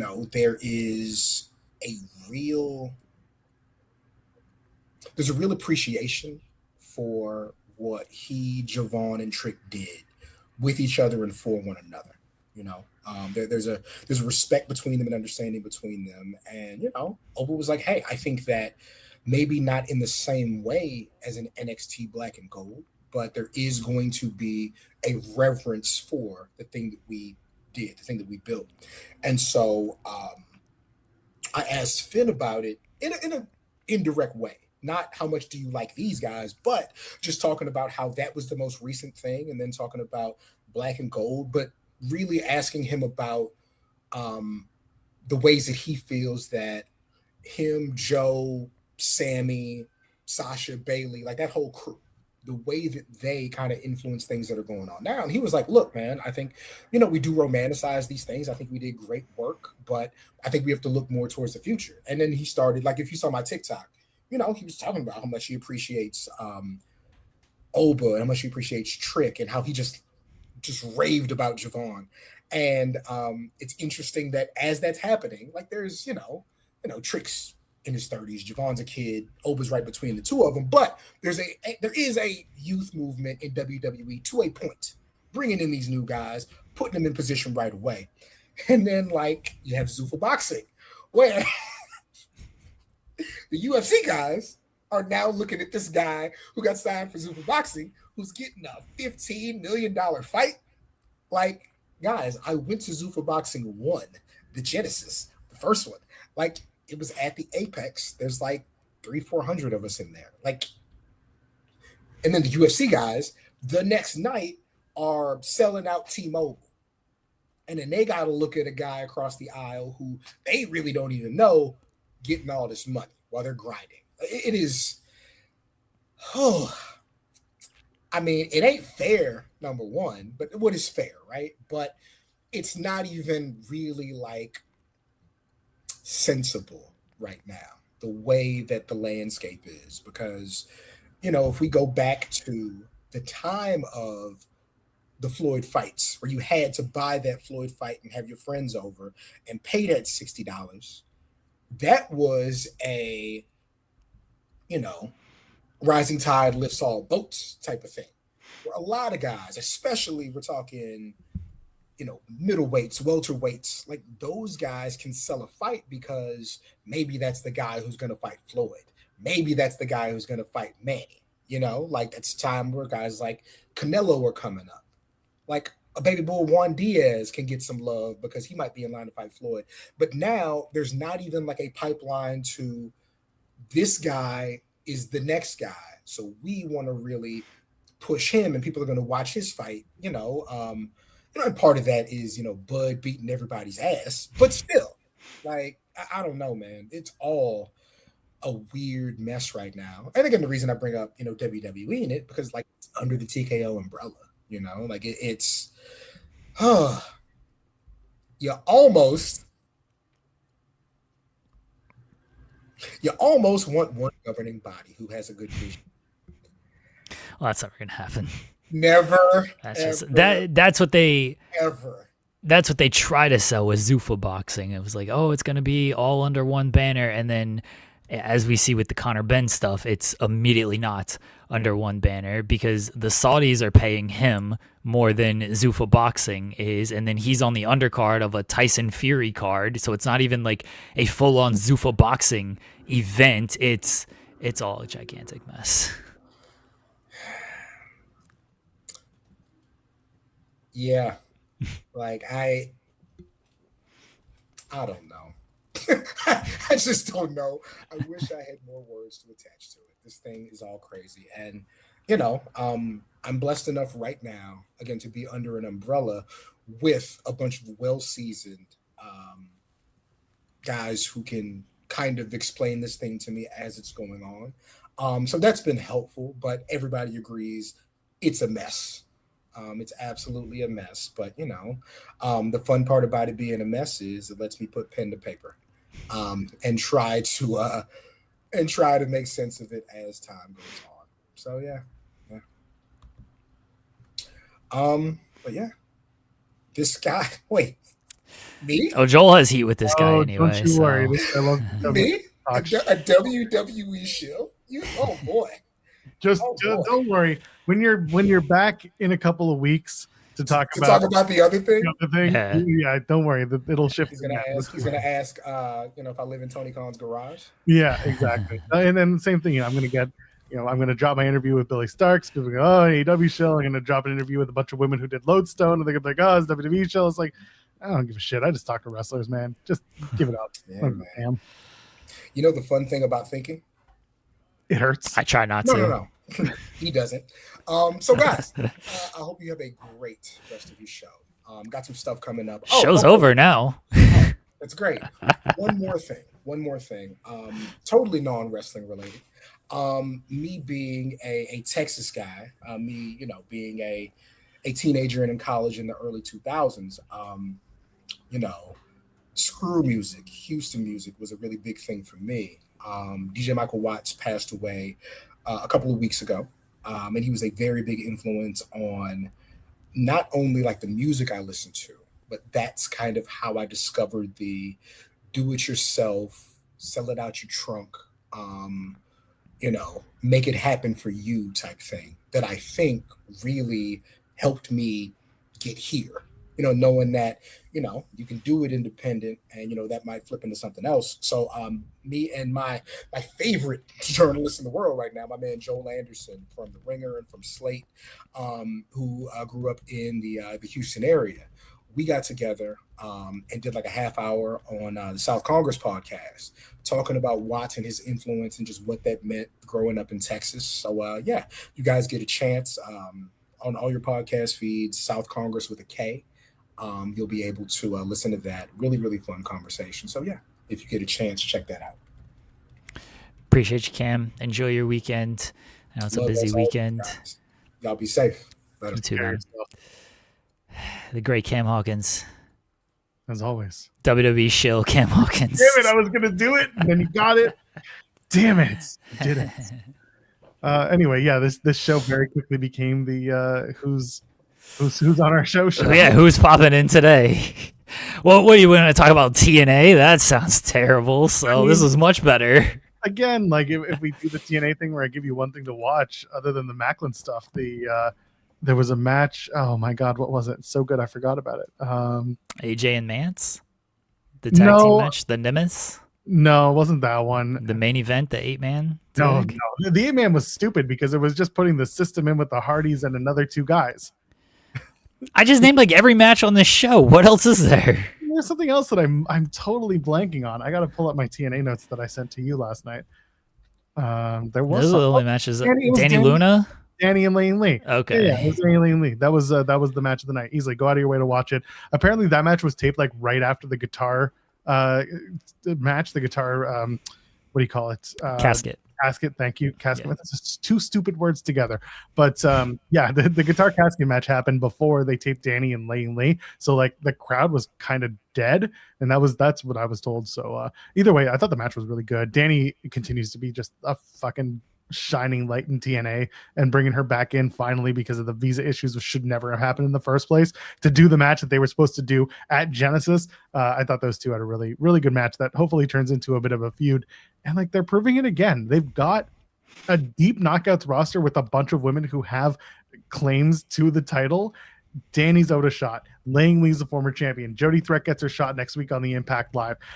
Ash wants her title back. Mickey James comes out and she's just like, I never lost my title either. It's like you have at least 5 women who are ready and primed to have the best knockouts division.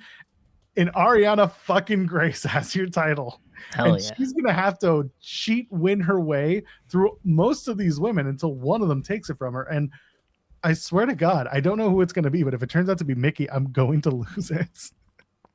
Why are you a hater on Mickey James? I love Mickey James, but I'm looking at all Sounds these like a hater. No, y'all know I support the talent.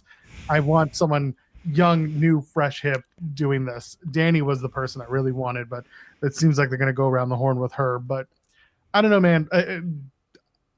If you're going to go out of your way, that's the stuff to watch. Danny and Lane Lee, and the stuff with Macklin's really good because they come at you with some good, real, thought through storytelling. And my favorite line, it was in my notes, so I'm sure you saw it. It was Hannafin saying, "How many times have you been fined internally by this company over and over and over again for the same things?" Macklin's got a laundry, just a list of like appeared on In the Weeds It's $50,000 fine. It's just like unauthorized interviews, unauthorized. Yeah. It's just like, oh shit. Oh god. Anyway, just funny, silly stuff. But someone yelling right after Hannafin said that, someone yelled from the crowd, "Unemployment's that way, Steve!" And then it turned into this to the beatdown spot. I thought. No, I thought of all of TNA, those were the two standouts, because the rest of the show, like it progressed some stuff going into Sacrifice. I keep forgetting the names of these damn shows. Sacrifice coming up in a few weeks, and yeah, the stuff was moved forward, and it's good, it's fine. But those were the two standouts from TNA. If you really wanted to know and go watch something. All right, do you have a moment of Thursday then? Yeah, going back to those two spots, I'll give it to Macklin and Tom Hannafin having a really good segment in the ring that had good heat and had just entertainment, because they drew from some real life stuff and they made it into a really fun pro wrestling angle. And again, shout out to Steve Macklin, who is one of those guys who wants to keep wrestling.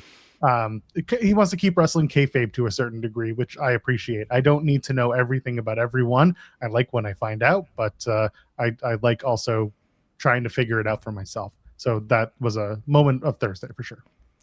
Mine is Mascara Dorada and Hechicero from New Japan CMLL Fantastica Mania, because I did watch this match after SB3 recommended it to me. I was planning on watching it anyway, but SB3 giving it the stamp of approval is going to heighten my interest in anything.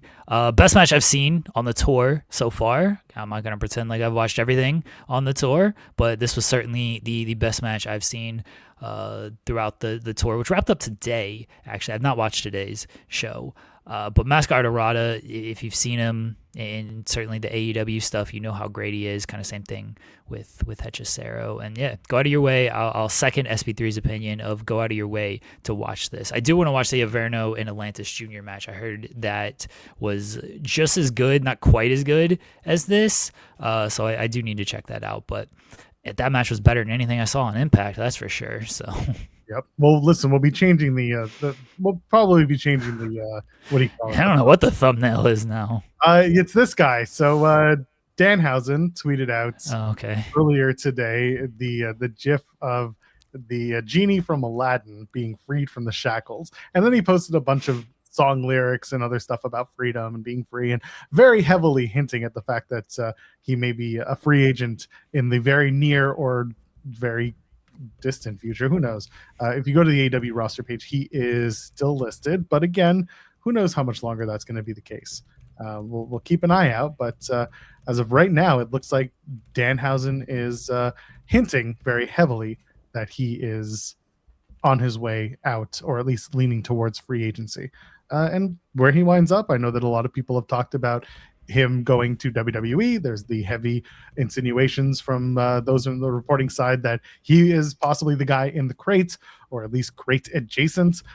You and I have talked about how he and CM Punk should form a tag team that maybe runs roughshod a la what was it, the duo, come on, Stone Cold, Triple H. Oh, Two Man Power Trip? When did we talk about that? I'm introducing that into the conversation. Right okay. Now. So they should be a 2-man power trip in which Danhausen has nothing, CM Punk has everything. And that is how they introduced Danhausen. And he's the old Danhausen, because God damn it, I need the old Danhausen back. But not from that guy. Fuck that. Just do Detective Danhausen. What are we doing? That's true. We do, yeah. Detective Danhausen tries to figure out why Roman Reigns doesn't come to work. Yeah, we don't need to do anything beyond Detective Danhausen. He's the favorite to pop out of the crate according to betting websites. So how much stock you want to put into that? Go for it. Like, if he pops out of the crate, that's fine. I said it last night on Spotlight. I'll say it again. The crate is the egg, whether the golden egg, the gooker egg, whatever. Like, it's not that important, and we need to not act like it's important. And if Danhausen comes out, I'm sure there's going to be a lot of people online who are very disappointed. And those people are stupid because that just means like you had any expectation. That's their own for fault this. for getting too excited about this. You shouldn't be. Keep your expectations low, and sometimes when cool things happen, you get more excited about it. Otherwise, just don't worry about it. It's fun, but it's silly. People pointing out it's a pile driver saying triple Hausen, and I'm thinking to myself, when they do the photo, when they do the pointing photo, he is going absolutely Danhausen, and I'm going to beat him to the punch. I swear to God, they're going to release the photo, and I'm going to Photoshop that Danhausen paint on Triple H's face faster than he can. I will get it. If you see it before I do, and if it's happening at Elimination Chamber, I'll probably see it live. But if you see it before, just tag me. I will grab it, and I will immediately Photoshop Danhausen's face on Triple H's face. They will be absolutely both doing the point to each other while they're looking face painty. Gracing, I'm hoping it's a pile of WrestleMania New Orleans shirts. Yeah, that would actually be hilarious, honestly. And The Rock comes out from behind the crate and just like, time to get one back, bitch. I spent $170 million on these shirts. The Rock ain't showing up. Who are we kidding? He's definitely not showing What are you up. talking about? He's all over the TKO earnings reports for the last 2 years because that's what they do. Yeah, he's been on this, and people like try to treat it as it was like new information. I was like, they've been telling you this. The same thing with they list Vince every time of how much he's reimbursed. It's like this is every earnings report, but okay. Got to get people to click somehow. Yeah. Anyway, listen, if Danhausen wants to be a part of the WWE machine, then I hope it's successful for him. I hope he finds something that gets him on TV and gets him, in front of people, and he gets to have fun. They'll use him, right? I mean, that's the hope. But again, like you're only used as much as you either advocate for yourself or at least like get yourself over, I guess. They'll use him because he's good at the stuff they like. There's like 30 second like backstage stuff. He's great at that. Listen, him doing silly shit with R-Truth would be amazing. Yeah. Him doing stuff, like Alexa Bliss Gamer saying him and Ethan Page should be funny. Like him trying to join the Secret Hervis would be hilarious. There are things that you can, and again, he doesn't need to be Mr. Wrestler. I'm sure he wants to wrestle, and I'm sure he will wrestle. Think he'll wrestle at all. I wonder if he cares. Because I mean, listen, I've seen him work the indies, and I've seen him do a good job. He's a comedy wrestler, which is great. There's nothing wrong with comedy wrestling. You need to. It's a variety show. He is a variety wrestler. Why he was in AEW at a time when they were kind of trying to find the variety, but they didn't really lean into the variety.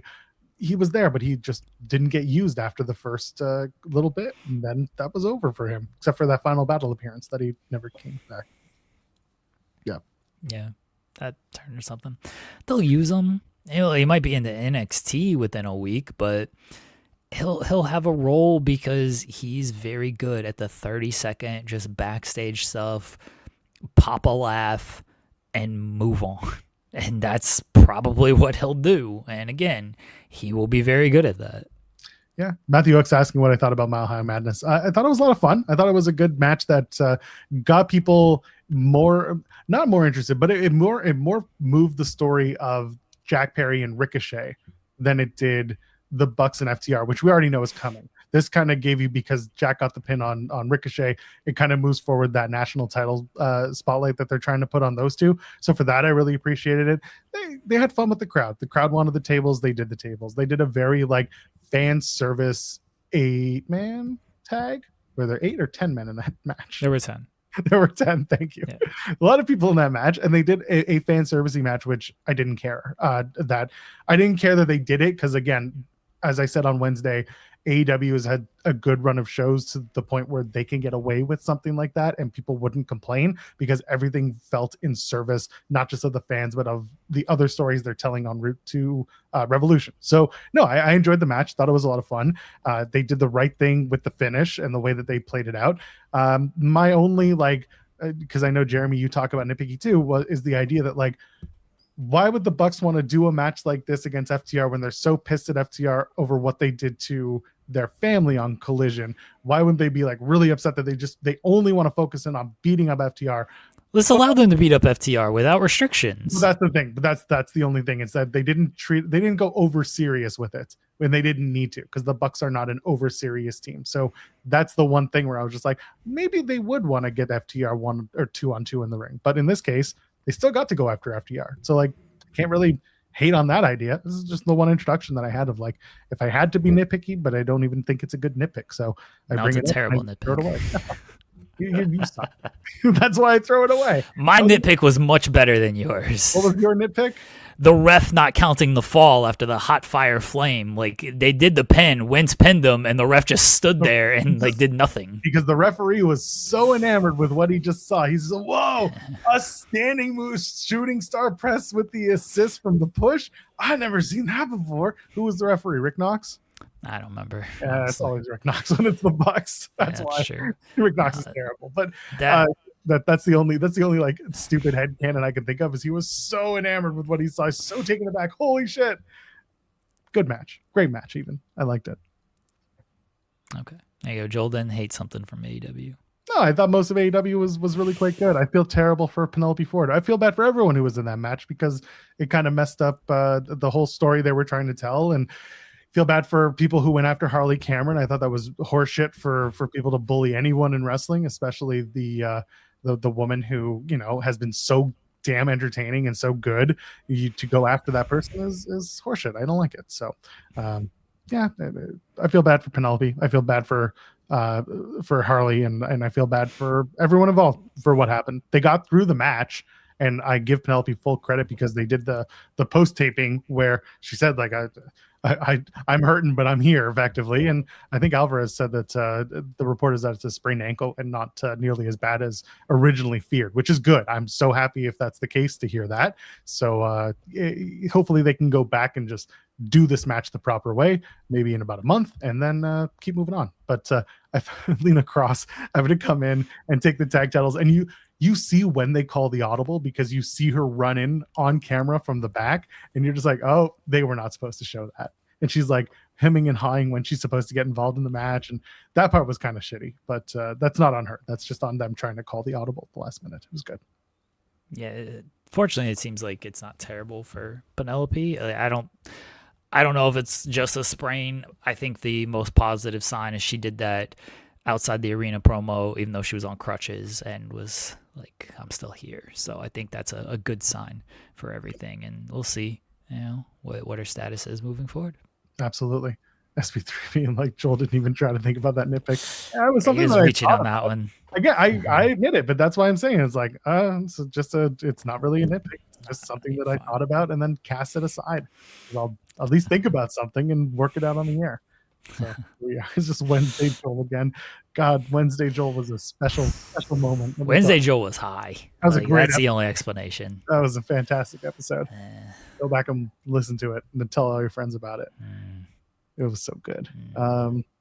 Yeah, the Paramount deal. I don't really have much to say about it right now, because last time we did this, we were under the assumption that this deal was happening and it was done with Netflix. And now last time we did this, our assumption was that there's a long way to go and a lot can happen, and lo and behold, a lot happened, because now, yes, WBD is going to Paramount and not Netflix, and my thoughts on it are the same kind of as they were with Netflix. Is there's a long way to go and a lot can happen. It seems like Netflix is done. They're not gonna match the offer or anything. So it seems like it's going to Paramount.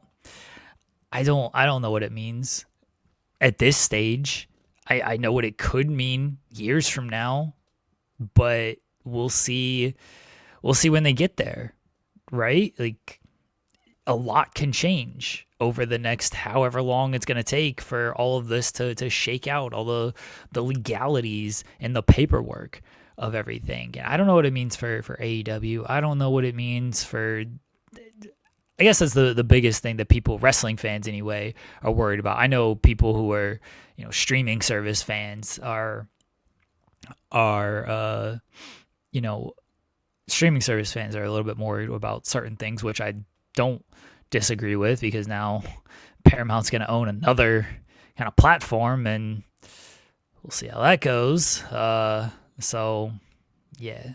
That is the larger concern. I don't care about the wrestling stuff. I care more about the potential ownership of a CNN, of a large scale news company by a extremely overtly right wing owner who has told the current president that I'll do everything to make news organizations a conservative news outlet, and that should not exist. That should not be a thing. And I would say the same thing if it were any other side of the political coin.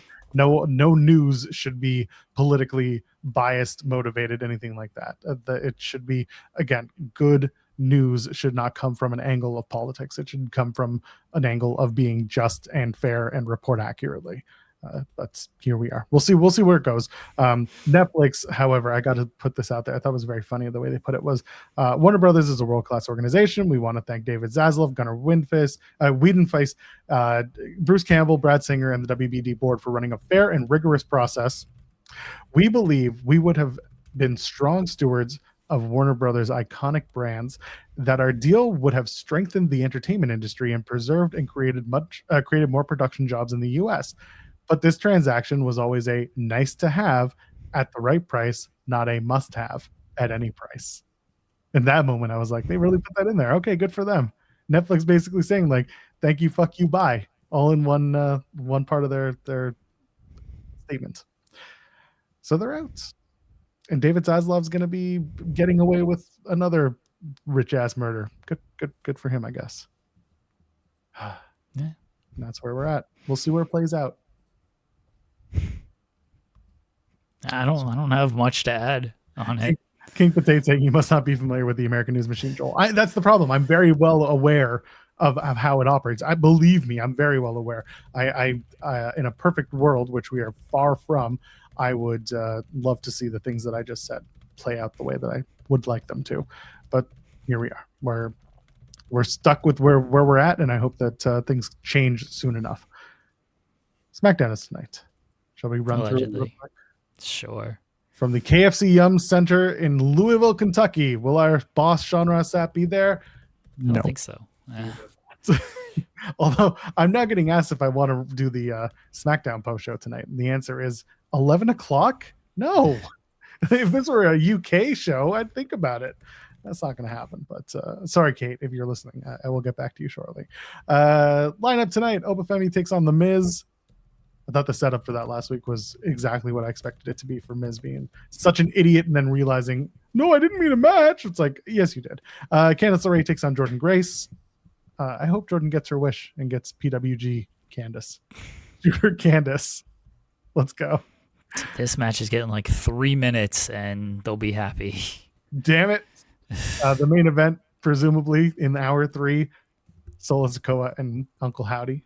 That's not the main event. Yeah, really? Yeah, I think it's going to be hour 3. I think it's going to be the hour 3 main. They're going to set something up in that all the Elimination Chamber competitors appear. They're going to do, it might just be a singles match. It might just be Trick against Randy. Like, that's legitimately what it might be. But they're going to set something up with that. They ain't main event with Solo and Uncle Howdy. Again, in hour 3, I think they will, because I think the hour 2 main event will be the women's tag titles, Riho versus... that actually might be the main event. The hour 3 main event? Yeah. I don't know. I guess we're going to find out. Rhea Ripley and Io Sky are going to take on the irresistible forces of Nia Jax and Lash Legend in what has to be their first match in their first tag team title opportunity ever, right? Because they've only been together for about 2 weeks. Yes. Right? Okay. Yeah. And yes, as Jeremy mentioned, Cody Rhodes, Trick Williams, Javon Evans, Jey Uso, LA Knight, and Randy Orton will be appearing to set up something. It's just going to be all the baby faces are just going to tag up on Trick. Everyone's going to beat up Trick. And Trick's going to be like, I'm turning baby face. What do you want from me? And then everyone's just going to be confused when Drew McIntyre comes out and says, I'm going to beat all of you. What was that accent? And I didn't even have it. I know, right? You're mailing that one in. Well, more or less, I do that sometimes.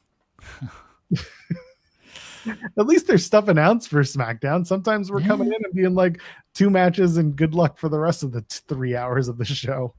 So, low bar, but at least we got it. Is there an AEW Collision preview? No, there I isn't. mean, it's tomorrow, so no. The preview on at least my end isn't going up until tomorrow.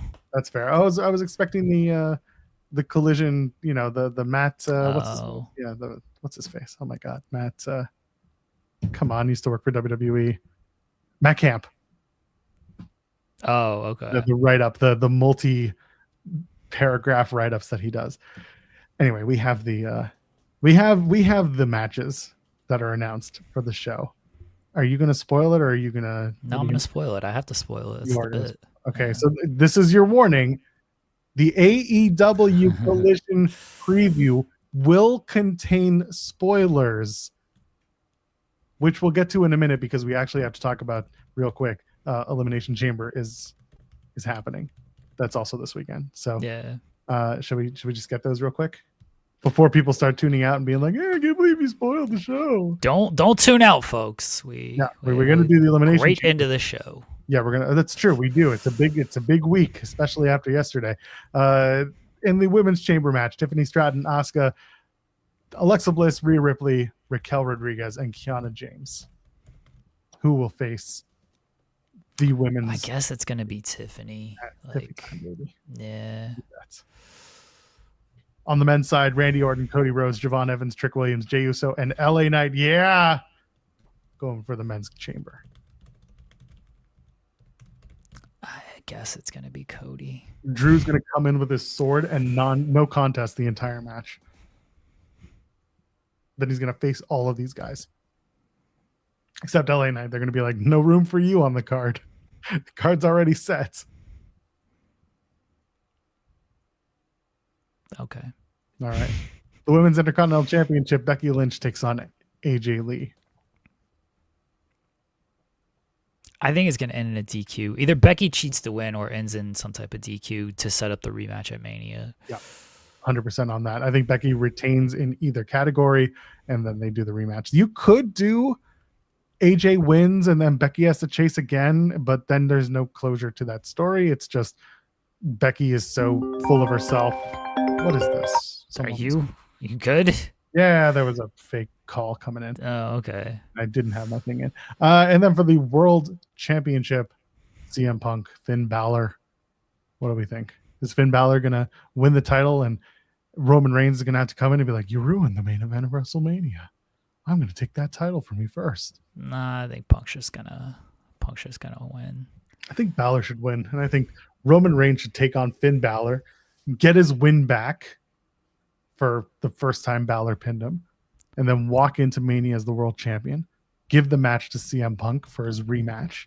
And that's the way it should go. No. Okay. It's the Elimination Chamber. What else is there? Collision. Are you ready to spoil / talk about Collision? Yeah. Do we want to do anything else before we do this? No. Why? Okay. Because we did get a super chat earlier from Lab Okay. Blast. I'm a Jeremy Fair. Lambert still. And that's all that was on that super chat. Nothing else.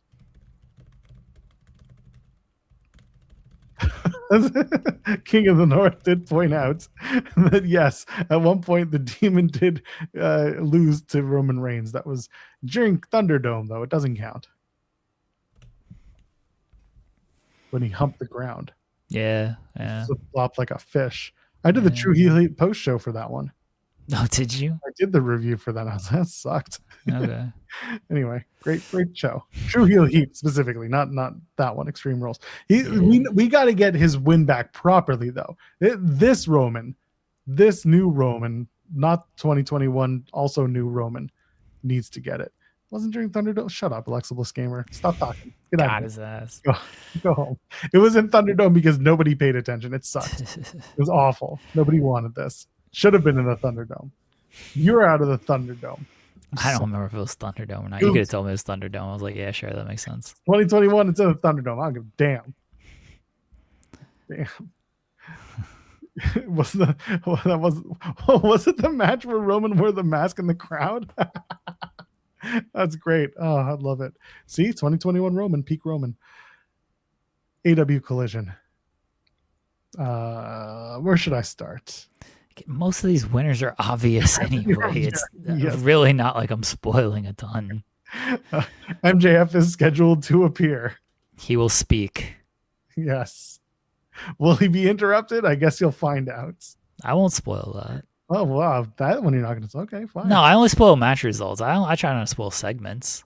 Fair. The Don Callis family, that's the team of Rocky Romero, Trent Beretta, Josh Alexander, and not Madman Fulton, Lance Archer, take on the team of the Death Riders, Pac Wheeler Yuta, Daniel Garcia, and Claudio Castagnoli. I actually don't remember who wins this match. Tune in on Saturday to find out on AEW Collision. Tomohiro Ishii takes on Andrade El Idolo. Andrade wins. Oh, no surprise there. Tony Storm takes on Zeta Steel. Tony Storm wins. Shocker of shockers. Jay Lethal is back in action. He's going to take on Tommaso Ciampa. Ciampa wins. Would not have seen that coming. Gypsy Mac and they're being called Tyler R, but apparently they're not that. This was the person who got on your ass about this. Oh, whatever. Yeah, who was this? They deleted it. They lose. Yeah, they lose to the team of the Brawling Birds, who just like to drink and fight and say fuck. Good for them. Love it. Protocata versus Top Flight. Protocata wins. I can't believe that. That's it. Why would you do that? Top Flight were on the up. They were going to be big winners. And anyway, and then the Sisters of Sin take on Chris Stylander and Thunder Rosa, who, by the way, once again, I was right, gets that AEW women's title shot in El Paso, Texas, because they're going to be in her home. We all said this.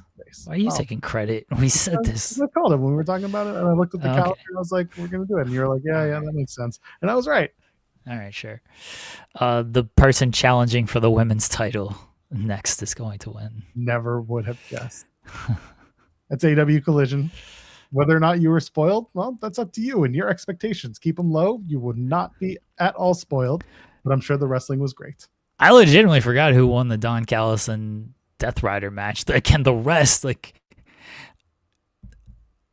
you don't have to know the spoilers to know who wins these matches. No. Come on. Tune in on Saturday to find out who won the match that Jeremy couldn't remember the finish to. Yeah, look, There's your hook. the others I just picked because I'm like, yeah, I'm pretty sure. I could be wrong. Do I know the spoilers, or do I just easily know who's winning these matches? Because you should easily know who's winning these matches. Andrade and Ishii should rule. Like, I am looking forward to that.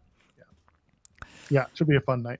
And like Henry's saying, the results don't matter as long as the wrestling is good. And that's the thing with Collision. Like, most weeks, yeah, you probably know who's going to win. That doesn't mean that the match can't be fun. And if it furthers a story, even better. That's all that matters to me. Yeah. So there you are. That's Collision. Is there anything else that we need to preview? You guys did the New Japan show. That's we did New Japan. Well. Yeah. So you can go back to yesterday's show, catch that. There was much more nuanced conversation there. Andrade is going to win that global title, I tell you. No, he's going to win the ROH World title, and it's going to be funny as fuck. I actually think him winning the ROH World title would rule. That'd be great. It's the funniest thing to this guy who's like, superstar, going to go after the world title, Andrade, and everyone's like, he's going to be the ROH World Champion. Instead, Bandito's going to get the albatross off his thumb, known as the Ring of Honor World Championship. So that's where I'm at. Love it. Anything else we got to talk about? Results of our poll question. What are you looking forward to this weekend? Gotta hear this. 15% said not watching wrestling. Cowards, it should have been 50% at least. 21% said Elimination Chamber. 21. Okay. 29% said New Japan. Okay. And 35% said Collision and the Indies. You people are liars.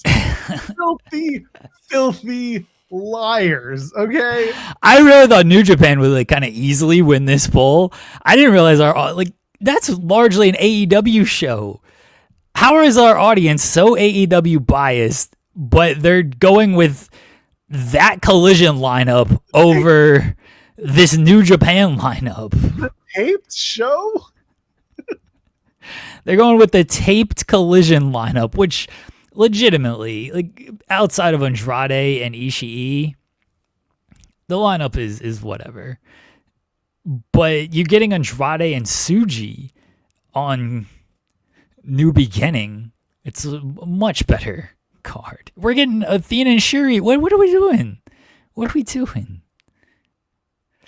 I guess not a lot of people watch New Japan. I'm very surprised that New Japan did not win, that Collision and the Indies won. I've got to be honest, the New Japan show kind of snuck up on me. I realized that it's been promoted and everything. It's also their like twice, maybe 3 times a year US show, and those to me don't feel promoted the same way, but that's just me. Again, I know that like SB3, who covers New Japan and really keeps track of it, he's probably going to be like, I knew it was coming, but like you're also tapped in on it on New Japan. So for me, just kind of watching off to the side, I didn't see it pushed as much, except for maybe the Athena match, because she's doing Suri, right?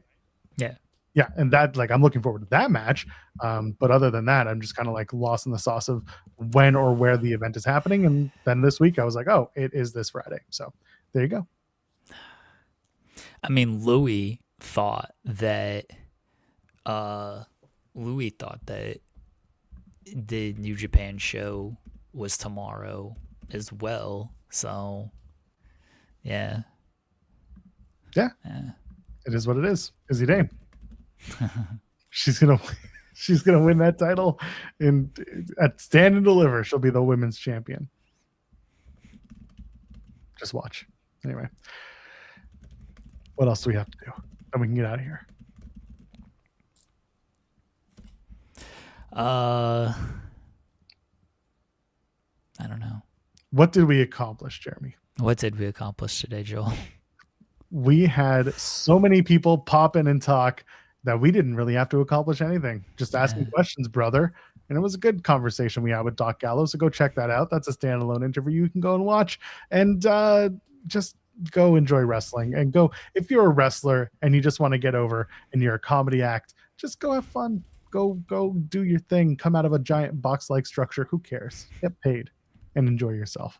I think the biggest thing we accomplished today is we got some news out of Doc Gallows, and he was a fun time, as always. So shout out to Doc Gallows. And Cam Hawkins is a WWE shill.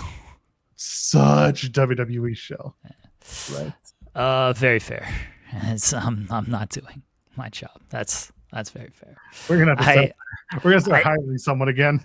I got to do a lot of jobs, and that job has taken a backseat to my other jobs. So I'm sorry. Jeremy does so many jobs, we call him Jay Lethal. Actually, I don't want to use Jay Lethal for many reasons. So Jeremy does so many jobs. We call me Finn Balor. That's right. You wish you had those abs. That's fair. That's fair. It is Friday. It is Friday. A new tradition has emerged. Well, is it? I don't know. I don't know either. We discussed the we did, but that does you don't know. I know that. That's why I'm saying, have we done this? Is it a new era this week in WWE? We will see. Mana, the final boss. And here we go. This is how good. Hey, Rock! Go fuck yourself! And here we go, folks. The Wheatley vodka unopened, so everyone knows that it is unopened. Shout out to Trevor Birch, who gave me the idea for that intro, by the way. I thought it was good, and we're gonna keep that intro instead of the Wheatley so good I drink it weekly. I feel like that intro works a little bit better. So we got the Wheatley here. Let's open this up. Hopefully I can open it quicker. Oh, this is a little twist cap. Very simple to open. That is easy, yes. Yeah. So it's not the Cody bottle. They did not have the Cody bottle. So so here's the thing. It's not the Cody bottle, no. But I got the Cody price on it, because apparently the Cody bottle is like cheaper. And like this was the Cody bottle was like $16.99, and like the regular bottle was like $25.99. And I'm like, hey, I want the Cody bottle, but you're out of it. Can I get the Cody price for this? He's like, yeah, sure. So I got the Cody price on the regular bottle. Well, real worker shit right there. Yeah. All right. Never had the Wheatley before. Everyone's gonna see my reaction as it goes. So here we go. Wheatley, so good. I'm gonna start drinking it weekly.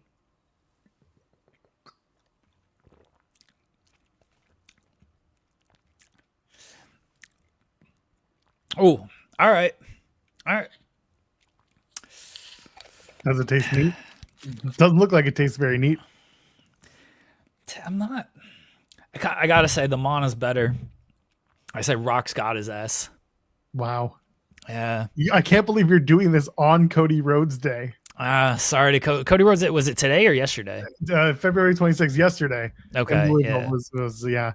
Our pal Steve, not Dr. Death. I saw his thread. That was very good. Yeah. The man waited in line for almost 12 hours to meet Cody Rhodes, but he finished his story. Regardless, yes, yesterday was Cody Rhodes Day in Louisville, Kentucky. I can't put it in the freezer. I got too many children who are going to be like, what is this? Oh, gotta put it in a bag and put it in the freezer. No, it's just it's going to sit in my shelf until next week and the week after and the week after and the month after, and we'll see how long it takes me. It's a pretty, good sized bottle here, so it's probably going to take me a while to get through it. That thing's double C thick. Yeah, it's pretty big. So, yeah. There you go, folks. We got the Wheatley. That's the new tradition. Again, shout out to Trevor. He messaged me. He was like, it'd be a good idea if you. He said, since Cody's stuff is taking over The Rock, how about the "go fuck yourself" quote? And I was like, you know what? I can actually, instead of just doing that, I can do the Mana into the "go fuck yourself." And so I feel like that's a good intro for this. No, the Mana's legitimately better. I will troll Jensen for sure, but the Mana's better. Warm vodka is tough. That's fair. Again, I'm not a... Yeah. All right. Do I need to start taking it as an ice shot? You should. You know what? You should maybe ask for a cup of ice just before, even a single, cube or something. I might be able to put it in the freezer after everyone leaves for school, and then it'll be cold by the time we get around to 12 o'clock, and then we can go from there. So maybe that's what I'll have to, if I can remember on Fridays to freeze to freeze it after everyone goes to school. So there you go. That's SP3. If you're listening, at the end of Thursday's show, you need to remind Jeremy to put. That's not going to mean anything. The end of Thursday's show. You're right. So this is a message for Steven Jensen, who's definitely not watching. You need to remind Jeremy to tomorrow morning, put it in the fridge or freezer after the kids go to school. Yeah, I think that might be the way. Or I'll just we don't have shot glasses around here, so I don't want to pour it and everything. The joy of the bit is that I just drink it straight out of the bottle. Don't pour it and then drink it. So you got to get the whole damn thing. Yeah. I get it. All right. Oh, someone said they'll tweet you the night before. Okay. All right. There you go. There's your reminder. That might work. That may not work. So we shall see. We shall see.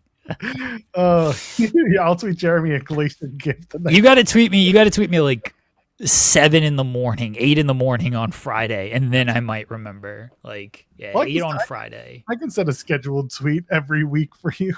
All right, yeah, that'll remind me if you do it 8 o'clock on Friday. But otherwise, I'm gonna ask Kate to do it from the Fightful account. Don't do that. Every week it's just Jeremy. Don't do that. And it's Mana and Glacier together in one comment. Don't do that. They're gonna think it's Sean tweeting or teasing something, which is even better. Yeah. Oh, we're back on Monday for main channel. Believe it or not, it is a new month starting on Monday. Yep, it is going to be March the 2nd. It's the first Monday of the month, as is the tradition. So tell your friends. We will be there. We'll be doing it. So come and hang out with us then. This weekend, stuff will come out on this channel. There will be clips and interviews and all that stuff. And for now, there's tons of wrestling to watch. Go watch it or don't. I don't care. I just want you to go be your best self and enjoy the things you enjoy, because we'll talk about it again on Monday. Anything to plug, Jeremy, before we get out of here? No, everyone... Enjoy your weekend, whatever you might be doing. Thank you again to Eric, Gallows, and Cam for joining the show today. Yeah, thanks to everyone who came in, and we will be back on Monday at 10 a.m. Eastern to do what we do. So, ladies and gentlemen, friends beyond the binary, leave a thumbs up on the way out, and we'll see you in the next one. Have a good weekend. Cheers.